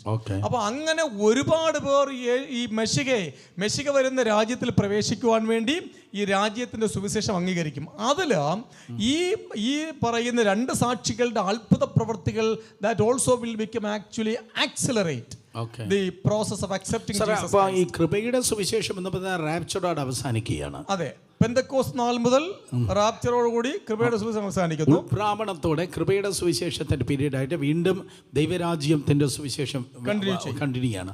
ആ ദൈവരാജ്യത്തിന്റെ സുവിശേഷം കേട്ട് രക്ഷിക്കപ്പെടുന്ന അല്ലെങ്കിൽ വിശ്വാസം ഒരുപാട് പേരുണ്ട്. പക്ഷേ it will be very difficult. അതെ. സോ അപ്പോഴും റിമോട്ട് കൺട്രോൾ വന്ന കർത്താവിലാണ്, എതിർ ക്രിസ്തുവിലല്ല, ഏത് കാലഘട്ടത്തിലെന്ന് പറഞ്ഞാലും. അങ്ങനെ 7 വർഷക്കാലം യഹൂദന്റെ ജേക്കബ് സ്റ്റബിൾ, യഹൂദന്റെ മഹോപദ്രവകാലം അവസാനിക്കുന്നത് ക്രിസ്തു വിശുദ്ധന്മാരുമായി. മുമ്പ് ഒരു ചോദ്യം കൂടി ചോദിച്ചോട്ടെ. ആ ജേക്കബ് ട്രബിൾ അല്ലെങ്കിൽ യഹൂദന്റെ കഷ്ടകാലം, യാക്കോബിന്റെ കഷ്ടകാലം, ആ യാക്കോബിന്റെ കഷ്ടകാലത്തിലല്ലേ 2/3 ഭാഗം യഹൂദന്മാർ കൊല്ലപ്പെടും. 60 ലക്ഷം യഹൂദന്മാർ ഹിറ്റ്ലറിന്റെ കാലത്ത് കൊല്ലപ്പെട്ടപ്പോൾ 1/3 യഹൂദന്മാരാണ് കൊല്ലപ്പെട്ടത്. 2ാം ലോകമഹായുദ്ധത്തിൽ 1/3. അതെ, ഹോളോകോസ്റ്റിലെ 1/3 യഹൂദന്മാർ കൊല്ലപ്പെട്ടു. സോ ഇനി എതിർ ക്രിസ്തുവിന്റെ നാളിൽ കൊല്ലപ്പെടുന്നത് 2/3 ഭാഗം യഹൂദന്മാരാണ് കൊല്ലപ്പെടുവാൻ വേണ്ടി പോകുന്നത്. ഓക്കെ. സോ അപ്പോൾ അത്രയും വലിയൊരു മഹാപീഡയാണ്, ഭൂലോകത്തിലെങ്ങും വരുവാനുള്ള മഹാപീഡ എന്നാണ് വെളിപ്പാട് പുസ്തകം 3-ാം അധ്യായം 10-ാം വാക്യം പറയുന്നത്. അത്രയ്ക്ക് വലിയൊരു മഹാപീഡയായിരിക്കും. അത് യഹൂദന് വേണ്ടി മാത്രമായിരിക്കും. അത് ദാനിയേലിനോട് ദൈവം പറഞ്ഞ 70 ആഴ്ചവട്ടത്തിന്റെ 70ാമത്തെ ആഴ്ചവട്ടമായിരിക്കും. അപ്പോൾ അതാണ് അതിന്റെ ഒരു സെഗ്മെന്റ് എന്ന് പറയുന്നത്. ഇനി വീണ്ടും നമ്മൾ ക്യാമറ സ്വർഗത്തിലേക്ക് പിടിക്കുകയാണ്, ഭൂമിയിൽ നിന്ന് ആ മഹാപീഡയുടെ അവസാന ഘട്ടം. നാം നേരത്തെ സ്വർഗത്തിലെ കാര്യം പറഞ്ഞു, അടുത്ത് വീണ്ടും നമ്മൾ ഭൂമിയിലേക്ക് വന്നു, വീണ്ടും നമ്മൾ ക്യാമറ അങ്ങോട്ടൊന്ന് കാണിക്കുകയാണ് അല്ലേ. അപ്പോൾ ഇവിടെ ആദ്യം കർത്താവ് വരുന്നത് വിശുദ്ധന്മാർക്ക് വേണ്ടിയാണ്. അതെ, Christ will be coming for the church. അതെ, ഇപ്പോൾ വിശുദ്ധന്മാരുമായി വരുന്ന പ്രത്യേകതയാണ് സെക്കൻഡ് കമ്മിങ്. ഇതാണ് മത്തായി സുവിശേഷം മത്തായി സുവിശേഷം 24-25 ഒലിവറ്റ് ഡിസ്കോഴ്സ് എന്ന് പറയുന്ന ഈ ഡിസ്കോഴ്സ്. ഇപ്പം നമുക്ക് 2-3 ഡിസ്കോഴ്സിൽ വേദവസ്തു കാണാം. സംഭാഷണം നമുക്ക് ആദ്യം മത്തായി സുവിശേഷം 5, 6, 7 അധ്യായങ്ങൾ ഗിരിപ്രഭാഷണങ്ങളാണ് ബിയാറ്റിറ്റ്യൂഡ്സ്. പിന്നെ ഇത് ഒലിവുമലയിലെ സംഭാഷണം, അത് വലിയ ഈ അതിന് ഡിസ്കോഴ്സസ് എന്ന് പറയും. ഡിസ്കോഴ്സ് എന്ന് പറഞ്ഞാൽ വലിയ സ്പീച്ച്, ക്രിസ്തു ചെയ്ത വലിയ സ്പീച്ചുകളെയാണ് ഡിസ്കോഴ്സുകൾ എന്ന് പറയുന്നത്. പിന്നെ അപ്പർ റൂം ഡിസ്കോഴ്സ് യോഹന്നാൻ സുവിശേഷത്തിൽ കാണുന്നത് 3 പുതിയ നിയമത്തിൽ കാണുന്ന ഏറ്റവും വലിയ 3 ഡിസ്കോഴ്സുകൾ. അപ്പൊ ഇതില് വിശുദ്ധന്മാരുമായി വരുന്നത്, അതിന്റെ സ്ഥലം പറയുന്നത് ഒലിവുമലയാണ്. സഖറിയ പ്രവചനം 12 മുതൽ 14 വരെയുള്ള അധ്യായങ്ങളിൽ വിശദമായി കർത്താവ് വിശുദ്ധന്മായി വരുന്നതിന്റെ ഉദ്ദേശം വ്യക്തമായി പറഞ്ഞിരിക്കുന്നു. അതിന്റെ 14-ാം അധ്യായം 2 മുതൽ 4 വരെയുള്ള വാക്യങ്ങളിൽ ഒലിവുമലയിൽ അവന്റെ പാദം സ്പർശിക്കും എന്ന് വളരെ വ്യക്തമായി പറയുന്നുണ്ട്. അപ്പോൾ this event will be inaugurated by a war. ഒരു വാറിനാലാണ് ഈ കർത്താവിന്റെ 2ാമത്തെ ഘട്ടം അല്ലെങ്കിൽ second phase of the second coming of the Lord Jesus Christ would take place. അതിന്റെ പേരാണ് ഗ്ലോറിയസ് അപ്പിയറൻസ്. മഹത്വ പ്രത്യക്ഷത. ഒന്ന് നമ്മൾ മേഘപ്രത്യക്ഷത എന്നും രണ്ടാമത് മഹത്വ പ്രത്യക്ഷത എന്നും പറയും. മേഘപ്രത്യക്ഷത സഭയ്ക്ക് വേണ്ടി വരുന്നു, മധ്യാകാശത്തിലാണ്. 2 മഹത്വ പ്രത്യക്ഷത ഒലിവുമലയിൽ ലിറ്ററലി. ഇപ്പോൾ അപ്പോസ്തല പ്രവൃത്തിയിൽ ഗലീല പുരുഷന്മാരെ നിങ്ങൾ ആകാശത്തേക്ക് നോക്കി നിൽക്കുന്നത് എന്താ? ഈ സ്വർഗത്തിലേക്ക് കയറിപ്പോകുന്ന ക്രിസ്തു കയറിപ്പോയതുപോലെ തന്നെ മടങ്ങി വരും. ആ ലിറ്ററൽ കമ്മിങ് ആണ് മത്തായി സുവിശേഷം 24, 25, 26 അധ്യായങ്ങളിൽ പരാമർശിച്ചിരിക്കുന്നത്.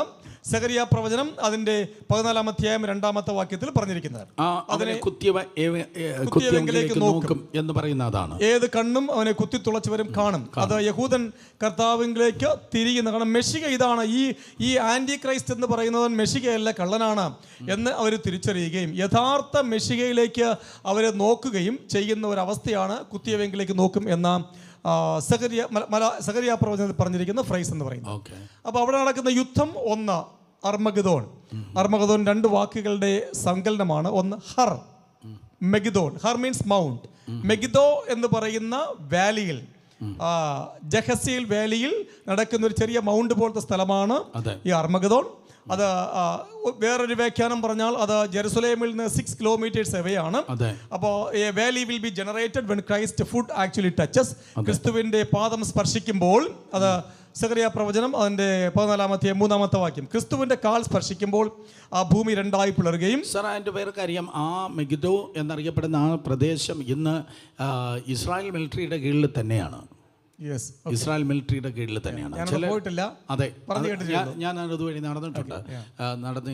അത് ഒന്ന് അമേസിംഗ് ആയിട്ടുള്ള ഒരു പ്ലേസ് ആണ്. നമുക്ക് കൂടുതൽ ആക്സസ് ഇല്ല, പബ്ലിക്കിന് ഇല്ല, പക്ഷേ അത് ഇസ്രായേൽ മിലിറ്ററിയുടെ കൺട്രോളിലാണ്. ദാറ്റ് മീൻസ് പുസ്തകം പറയുന്നത്, സഖറിയ പ്രവചനം പറയുന്നത് നിശ്ചയമായിട്ട് അവർ മനസ്സിലാക്കിയിട്ട് അവർ ഇന്ന് അവരുടെ ബോഡി ജീവിക്കുന്നെങ്കിലും നാളത്തേക്ക് വേണ്ടി അവർ പ്രിപ്പയർഡാണ്. കാരണം അവർക്കറിയാം അവിടെ ലോകത്തിലെ എല്ലാ രാജ്യങ്ങളിൽ നിന്നുള്ളതായ സൈന്യവും തങ്ങൾക്ക് നേരെ അവിടെ അണിനിരക്കും. ചൈന, റഷ്യ, പ്രത്യേകിച്ച് ടർക്കി, ഇറാൻ, ഇറാഖ് തുടങ്ങിയ ജാതികളുടെ സകല സൈന്യവും അവിടെ തങ്ങൾക്ക് നേരെ ഉണ്ടാകും, കടന്നു വരുമെന്നറിയാം, കണ്ടിട്ടോ. അപ്പോൾ ഈ യുദ്ധമാണ് അർമഗദോൺ എന്ന് പറയുന്നത്. ഒരു പക്ഷേ പലരും പറയുന്നതനുസരിച്ച് ഇതായിരിക്കും ലോകത്തിൻ്റെ അവസാനമായ 3-ാം ലോക മഹായുദ്ധം എന്ന് പറയപ്പെടുന്നവരുമുണ്ട്. ഓക്കെ, അതോടുകൂടെ അൾട്ടിമേറ്റ്ലി അന്ത്യക്രിസ്തുവിനെ പരാജയപ്പെടുത്തുകയും. സോ അങ്ങനെയാണെങ്കിൽ 3-ാം ലോക മഹായുദ്ധമാണ് എങ്കിൽ അതിൻ്റെ കൺക്ലൂഷൻ വന്നിട്ട് യെരുശലേമിലായിരിക്കും തീർച്ചയായിട്ടും. അതാണെങ്കിൽ, കാരണം അതാണെന്നാണ് വേദശാസ്ത്രജ്ഞന്മാർ പറയുന്നത്. അവർ നിൽക്കുമ്പോൾ തന്നെ ഇവിടെ ശരീരം അഴുകി വീഴും. അവർ നിൽക്കുമ്പോൾ തന്നെ നിൽക്കുമ്പോൾ എന്ന് പറഞ്ഞാൽ ബോഡി നിലത്ത് വീഴാൻ പറ്റത്തില്ല. ബോഡി നിലത്ത് വീഴുന്നതിന് മുമ്പ്, ഒരാൾ നിന്നിട്ട് താഴെ വീഴുന്നതിന് മുമ്പ് തന്നെ വേപ്പറൈസ് ആയി പോകും. സോ ദാറ്റ് മീൻസ് അതൊരു അറ്റോമിക് ബ്ലാസ്റ്റ് ആണ്. ആ ലെവലിലുള്ള വെപ്പൺസ് ഇന്ന് ആക്ച്വലി ലോകത്തിന് അതൊക്കെ ഉണ്ട്, ആരും വെളിപ്പെടുത്തിയിട്ടില്ല എന്നുള്ളതേ ഉള്ളൂ. അതെ, കാരണം എന്ന് പറഞ്ഞാൽ ആൾക്കാർ ഒരു ബോഡി, ഒരു ശരീരം നിലത്ത് വീഴുന്നതിന് മുമ്പേ അത് വേപ്പറൈസ് ആയി പോകുന്ന അറ്റോമിക് ബ്ലാസ്റ്റ് തന്നെയായിരിക്കാനാണ് അത് സാധ്യത എന്ന് പറയുന്നത്. അപ്പോൾ ആ ലെവലിലുള്ള യുദ്ധമായിരിക്കും അർമഗദോൺ വാർ എന്ന് പറയുന്നത്. കാരണം ലോകം കണ്ടിട്ടുള്ളതിൽ വെച്ച് അതിഭയാനകമായ യുദ്ധമായിരിക്കും. അപ്പോൾ ഒരു വാർ. അപ്പോൾ ആ സമയത്ത് 5 ഈവൻറ്റുകളാണ് ശരിക്കും കർത്താവിൻ്റെ ഈ മഹത്വ പ്രത്യക്ഷയിൽ സംഭവിക്കുന്നത്. ഒരു വാർ, 2 റിസറക്ഷൻസ്. അപ്പോൾ 2 റിസറക്ഷൻസ് എന്ന് പറയുന്നത്, ഒന്നാം resurrection of the tribulation martyrs. ഈ മഹോദ്രവ കാലത്ത് മരിച്ച മാർട്ടിയേഴ്സ്, രക്തസാക്ഷികളായിരിക്കും അവരുടെ ഒരു റിസറക്ഷൻ, ഉയർത്തെഴുന്നേൽപ്പാണ്. ഈ ഉയർത്തെഴുന്നേൽപ്പിന്റെ കാര്യം പറയുമ്പോൾ മഹോദ്രവ കാലത്ത് മരിച്ചതായ രക്തസാക്ഷികൾ ഉയർത്തെഴുന്നേൽക്കുന്നത്. Tribulation martyrs. അപ്പോൾ യേശു ക്രിസ്തു തന്നെ ഇങ്ങനൊരു വാക്യം പറഞ്ഞിട്ടുണ്ട്. അത് സാധുക്യരെ കുറിച്ചാണ്. Sadducees, when Jesus encountered Sadducees, he said them, you are lost just because you don't know scripture and also the power of God. നിങ്ങൾ തെറ്റിപ്പോകുന്നത് വചനവും ദൈവവചനത്തെ മനസ്സിലാക്കാത്തത് കൊണ്ടും ദൈവശക്തിയെക്കുറിച്ച് അത് വളരെ ഇമ്പോർട്ടൻ്റ് ആണ്. കാരണം യെശയ്യാ പ്രവചനം 26-ാം അധ്യായത്തിൻ്റെ 16-19 ആ വാക്യങ്ങൾ ഇങ്ങനെ കാണുന്നു. ഭൂമി പ്രേതന്മാരെ പ്രസവിക്കുമല്ലോ എന്ന് പറയുന്നു. So all these people who are dead will be actually resurrected. യെശയ്യാ വളരെ വ്യക്തമായി പറയുന്നുണ്ട്. പിന്നെ ദാനിയേൽ പ്രവചനം 12-ാം അധ്യായം 2-ാമത്തെ വാക്യം, അവിടെയും മരിച്ചവരെല്ലാം those dead who sleep will actually wake up എന്ന് പറയുന്നത് പഴയ നിയമത്തിൽ ഒരുപാട് ഭാഗങ്ങളിൽ ഉയർത്തെഴുന്നേൽപ്പിനെ കുറിച്ച് പറയുന്നുണ്ടെങ്കിലും ഈ സാധുക്യർക്ക് ഇതിനെക്കുറിച്ച് യാതൊരു അറിവുമില്ലേ എന്നാണ് യേശു ക്രിസ്തു ചോദിക്കുന്നത്. നിങ്ങൾ തെറ്റിപ്പോകുന്നത് നിങ്ങൾക്ക് ദൈവ വചനത്തെക്കുറിച്ച് അറിയാൻ പാടില്ല. പഴയ നിയമത്തിൽ വ്യക്തമായി പറയുന്നുണ്ട് ഈ മരിച്ചവരെല്ലാം തിരുവഴുത്ത്, ദൈവശക്തിയിലേക്ക് ഉണ്ടാകും വരാം. അപ്പോൾ തിരുവഴുത്ത് നിങ്ങൾക്ക് അറിയാൻ പാടില്ല. ഈ വ്യക്തമായ ഭാഗങ്ങളിൽ വ്യക്തമായി ഈ പഴയ ഭാഗങ്ങൾ വ്യക്തമായി പറയുന്നുണ്ട് മരിച്ചവരെല്ലാം ഉയർത്തെഴുന്നേക്കും. 2, ദൈവശക്തി എന്ന് പറഞ്ഞാൽ ദൈവത്തെ കൊണ്ട് ഈ മരിച്ചവരെല്ലാം ഉയർത്തെഴുന്നേൽപ്പിക്കാൻ പറ്റും എന്നതിൽ സാധുക്യർ വിശ്വസിച്ചിരുന്നില്ല. അങ്ങനെ വിശ്വസിച്ച ഗ്രൂപ്പാണ് പരീശന്മാർ. സാധുക്യർ പുനരുത്ഥാനത്തിൽ റിസറക്ഷനിൽ വിശ്വസിക്കാത്തൊരു ഗ്രൂപ്പാണ്. പരീശന്മാർ വിശ്വസിച്ചിരുന്ന ഗ്രൂപ്പാണ്. അപ്പോൾ അത് യേശുക്രിസ്തു പറയുന്നതിന് പ്രധാന കാരണം എന്ന് പറയും, നിങ്ങൾക്ക് പഴയ നിയമം മനസ്സിലാക്കാൻ പറ്റിയിട്ടില്ല. ദൈവം ഇങ്ങനെ അത്ഭുതം പ്രവർത്തിക്കുമെന്നും നിങ്ങൾക്ക് മനസ്സിലാക്കാൻ പറ്റിയിട്ടില്ല. ഓക്കെ, അപ്പോൾ നമ്മളിന്ന് കൺക്ലൂഡ് ചെയ്യുകയാണ്. സദുക്യരെ ദൈവത്തിൻ്റെ വചനം മനസ്സിലാക്കിയില്ല. പക്ഷേ ദൈവത്തിൻ്റെ കൃപയാൽ ഇന്ന് ടോർച്ചാകുന്ന പരിശുദ്ധാത്മാവ് നമുക്കുള്ളത് കൊണ്ട് ദൈവകൃപയാൽ നമുക്ക് ദൈവത്തിൻ്റെ വചനം മനസ്സിലാക്കേണ്ടത് വിലയേറിയ ഭാഗ്യം ദൈവകൃപ കർത്താവ് നമുക്ക് നൽകിയിട്ടുണ്ട്. കർത്താവ് വേഗം കടന്നു വരുവാൻ വേണ്ടി പോകുന്നു. അവൻ്റെ മഹത്വ പ്രത്യക്ഷത എന്ന് പറയുന്നത് യഹൂദന് വേണ്ടിയായിരിക്കുമ്പോൾ തൻ്റെ മേഘപ്രത്യക്ഷത തൻ്റെ മണവാട്ടിയാകുന്നതായ സഭയ്ക്ക് വേണ്ടിയാണ്. 2000 വർഷങ്ങൾക്ക് മുമ്പ് യേശു കർത്താവ് ക്രൂശിന്മേൽ മരിച്ചപ്പോൾ അവൻ്റെ വിലാപ്പുറം തുറക്കപ്പെട്ട് സഭ, രക്തവും വെള്ളവും പുറത്തേക്കൊഴുകി സഭ പുറത്തേക്ക് വന്നു. ഏതേൻ തോട്ടത്തിൽ വെച്ച് ആദമിനെ ദൈവം ഉറക്കിക്കിടത്തി ഹവ്വയെ ദൈവം പുറത്തെടുത്തു. ആദമിൻ്റെ മണവാട്ടിയെ പുറത്തെടുത്തതുപോലെ ഇന്ന് ക്രിസ്തുവിൻ്റെ മണവാട്ടിയെ ക്രൂശിൽ വെച്ച് പിതാവ് ദൈവം പുറത്തെടുത്തു. സോ അതുകൊണ്ട് വിശുദ്ധിയോടും കൃപയോടും ആവലോടും ആർത്തിയോടും നമ്മുടെ ജീവിതത്തെ സൂക്ഷിച്ച് ജീവിപ്പാൻ തക്കണം. സർവശക്തനായ ദൈവം നമുക്ക് കൃപ ചെയ്യുമാറാകട്ടെ. സാർ പ്രാർത്ഥിച്ച് അവസാനിപ്പിച്ചാണ്. പരിശുദ്ധനായ ദൈവമേ, സ്വർഗ്ഗീയ കർത്താവേ, താങ്ക് യു ഹോളി സ്പിരിറ്റ്. നാഥ, ഇന്ന് വൈകുന്നേരം ഞങ്ങൾക്ക് ഒരുമിച്ച് കൂടുവാനും വിവിധ കാര്യങ്ങൾ സംസാരിക്കുവാനും സ്വർഗസ്ഥനായ ദൈവം ഞങ്ങളെ സഹായിച്ചതിനായ സ്തോത്രം. കഴിഞ്ഞ നാളുകൾ ഞങ്ങളെ പരിപാലിച്ച ദൈവം, ഞങ്ങളുടെ ജീവിത മേഖലകൾ ഞങ്ങളെ കാത്ത ദൈവത്തിൻ്റെ ശക്തി പിന്നെയും ഞങ്ങളുടെ ജീവിത മേഖലയിൽ കൂടിയിരിക്കണം എന്ന് പ്രാർത്ഥിക്കുകയാണ്. ഞങ്ങളുടെ സഭയ്ക്കായി പ്രാർത്ഥിക്കുന്ന എല്ലാവരെയും ദൈവം അനുഗ്രഹിക്കണം, സഹായിക്കണം. അവരെല്ലാം അവരുടെ ജീവിത മേഖലകൾ അനുഗ്രഹിക്കപ്പെടുവാൻ സ്വർഗസ്ഥനായ ദൈവം സഹായിക്കണം എന്ന് പ്രാർത്ഥിക്കുന്നു. അവിടുത്തെ ഭൃത്യനായി പ്രാർത്ഥിക്കുന്നു. കർത്താവേ, അവിടുത്തെ കരം കൂടിയിരിക്കണമേ. തൻ്റെ യാത്രയിലെല്ലാം ദൈവിക സാന്നിധ്യം കൂടിയിരിക്കുകയും അനേകം പേർ യേശു ക്രിസ്തുവിനെ അറിയുവാൻ താൻ മുഖാന്തരം ദൈവം സഹായിക്കണമെന്ന് പ്രാർത്ഥിക്കുന്നു. സർവശക്തനായ ദൈവത്തിന്റെ ബലമുള്ള കരങ്ങളിൽ ഏൽപ്പിക്കുകയാണ്. തന്നെയും അനുഗ്രഹിക്കണം, കാക്കണം, ദൈവം പരിപാലിക്കണം എന്ന് പ്രാർത്ഥിക്കുന്നു. സ്വർഗസ്ഥനായ ദൈവത്തിന്റെ കരങ്ങളിൽ ഏൽപ്പിക്കുന്നു. ഞങ്ങളുടെ സഭയുടെ കർത്താവെ പണിക്കായി പ്രാർത്ഥിക്കുന്നു. കർത്താവ് സഹായിക്കണം. എത്രയും വേഗം അത് പൂർത്തിയാകുവാനും ഞങ്ങൾ ഇവിടെ നിന്ന് അങ്ങോട്ട് മാറി we will have a spacious time of worship the Lord Almighty. കർത്താവെ, ഞങ്ങൾ സർവശക്തനായ ദൈവത്തെ വിശാലമായ രീതിയിൽ ആരാധിക്കുന്ന ഒരു അവസരമുണ്ടാകുവാൻ സ്വർഗസ്ഥനായ ദൈവം ഞങ്ങളെല്ലാവരെയും സഹായിക്കണമെന്ന് പ്രാർത്ഥിക്കുന്നു. എല്ലാ കുടുംബങ്ങളെയും ദൈവം അനുഗ്രഹിക്കുന്ന കൃപകൾക്കായി സ്തോത്രം. ഞങ്ങൾ കർത്താവിന്റെ വരവിനെക്കുറിച്ചും തദ്വാര ഉള്ള സംഭവങ്ങളെക്കുറിച്ചും കർത്താവെ വേദപുസ്തക അടിസ്ഥാനത്തിൽ മനസ്സിലാക്കുവാൻ ഇത്രത്തോളം ദൈവം സഹായിച്ചതിനായി സ്തോത്രം. പല കാര്യങ്ങളും അവ്യക്തമാണ്. Literally we don't know what exactly is going to happen, but we know for sure that your word is inspired, inerrant, infallible, God's word that will never tell us lie. അതുകൊണ്ട് കർത്താവെ, ഞങ്ങൾ ആശ്രയിക്കുകയാണ്. ദൈവത്തിന് നിശ്വാസികൾ ഞങ്ങൾ പൂർണ്ണമായി ആശ്രയിക്കുന്നു. ഞങ്ങളും കർത്താവ് വരുമ്പോൾ കാണപ്പെടുവാൻ വലിയ പ്രതിഫലങ്ങൾ യേശുവിൻ നാമത്തിൽ പ്രാപിക്കുവാൻ ദൈവം ഞങ്ങളെയും സഹായിക്കണമെന്ന് പ്രാർത്ഥിക്കുന്നു. ഞങ്ങളെ ബലപ്പെടുത്തണം, വിശ്വസ്തരായി വിശുദ്ധരായി ജീവിപ്പാൻ കർത്താവെ പാപലോകത്തിൽ ദൈവം ഞങ്ങളെ സഹായിക്കണമെന്ന് പ്രാർത്ഥിക്കുന്നു. ദൈവിക വചനങ്ങൾ ഞങ്ങളുടെ ഹൃദയസ്ഥമാക്കിക്കൊണ്ട് കർത്താവിന്റെ വഴിയിൽ നടക്കുവാൻ സ്വർഗസ്ഥനായ ദൈവം നസ്രനായ യേശുവിൻ നാമത്തിൽ ഞങ്ങൾ എല്ലാവരെയും സഹായിക്കുന്ന കൃപകൾക്കായി സ്തോത്രം. ഇന്ന് രാത്രികാല കർത്താവെ, ഞങ്ങൾ സംസാരിച്ച ഈ സംഭാഷണം കേട്ട എല്ലാവർക്കുമായി പ്രാർത്ഥിക്കുന്നു. കർത്താവ് ഒരു ദിവസം കറം മാലിന്യ വാട്ടം ഇതൊന്നും ഇല്ലാത്തവരായി സഭയെ പ്രസന്റ് ചെയ്യുമ്പോൾ അതിലും ഞങ്ങൾ വലിയ പ്രതിഫലം പ്രാപിക്കുവാൻ സ്വർഗസ്ഥനായ ദൈവം ഞങ്ങളെ സഹായിക്കണം എന്ന് പ്രാർത്ഥിക്കുന്നു. അവിടുത്തെ ബലമുള്ള കരങ്ങൾ ഏൽപ്പിക്കുകയാണ്. ഞങ്ങളുടെ പ്രാർത്ഥന കേട്ടതിനായി സ്തോത്രം. യേശു ക്രിസ്തുവിൻ നാമത്തിൽ തന്നെ പിതാവേ, ആമേൻ. ദൈവത്തിൻ്റെ അജണ്ടയ്ക്കായി, ദൈവത്തിൻ്റെ പദ്ധതിക്കായി വീണ്ടും കൃപയോടെ ജീവിപ്പാൻ വ്യക്തിയായി, കുടുംബമായി ദൈവമായ കർത്താവ് നിങ്ങളെ സഹായിക്കും, ആശീർവദിക്കും, അനുഗ്രഹിക്കും ചെയ്യുമാറാകട്ടെ. ചതഞ്ഞ ഓട പോലെയല്ല, ഉലയുന്നതായ തിരമാലകൾ പോലെയല്ല, ഉറപ്പുള്ള പാറക്കർഷങ്ങളായി ദൈവത്തിൻ്റെ കൃപയാൽ നിൽക്കുവാൻ ദൈവം നമുക്ക് കൃപ ചെയ്യുമാറാകട്ടെ. Thank you so much for joining with us. Bye. Good night. God bless U.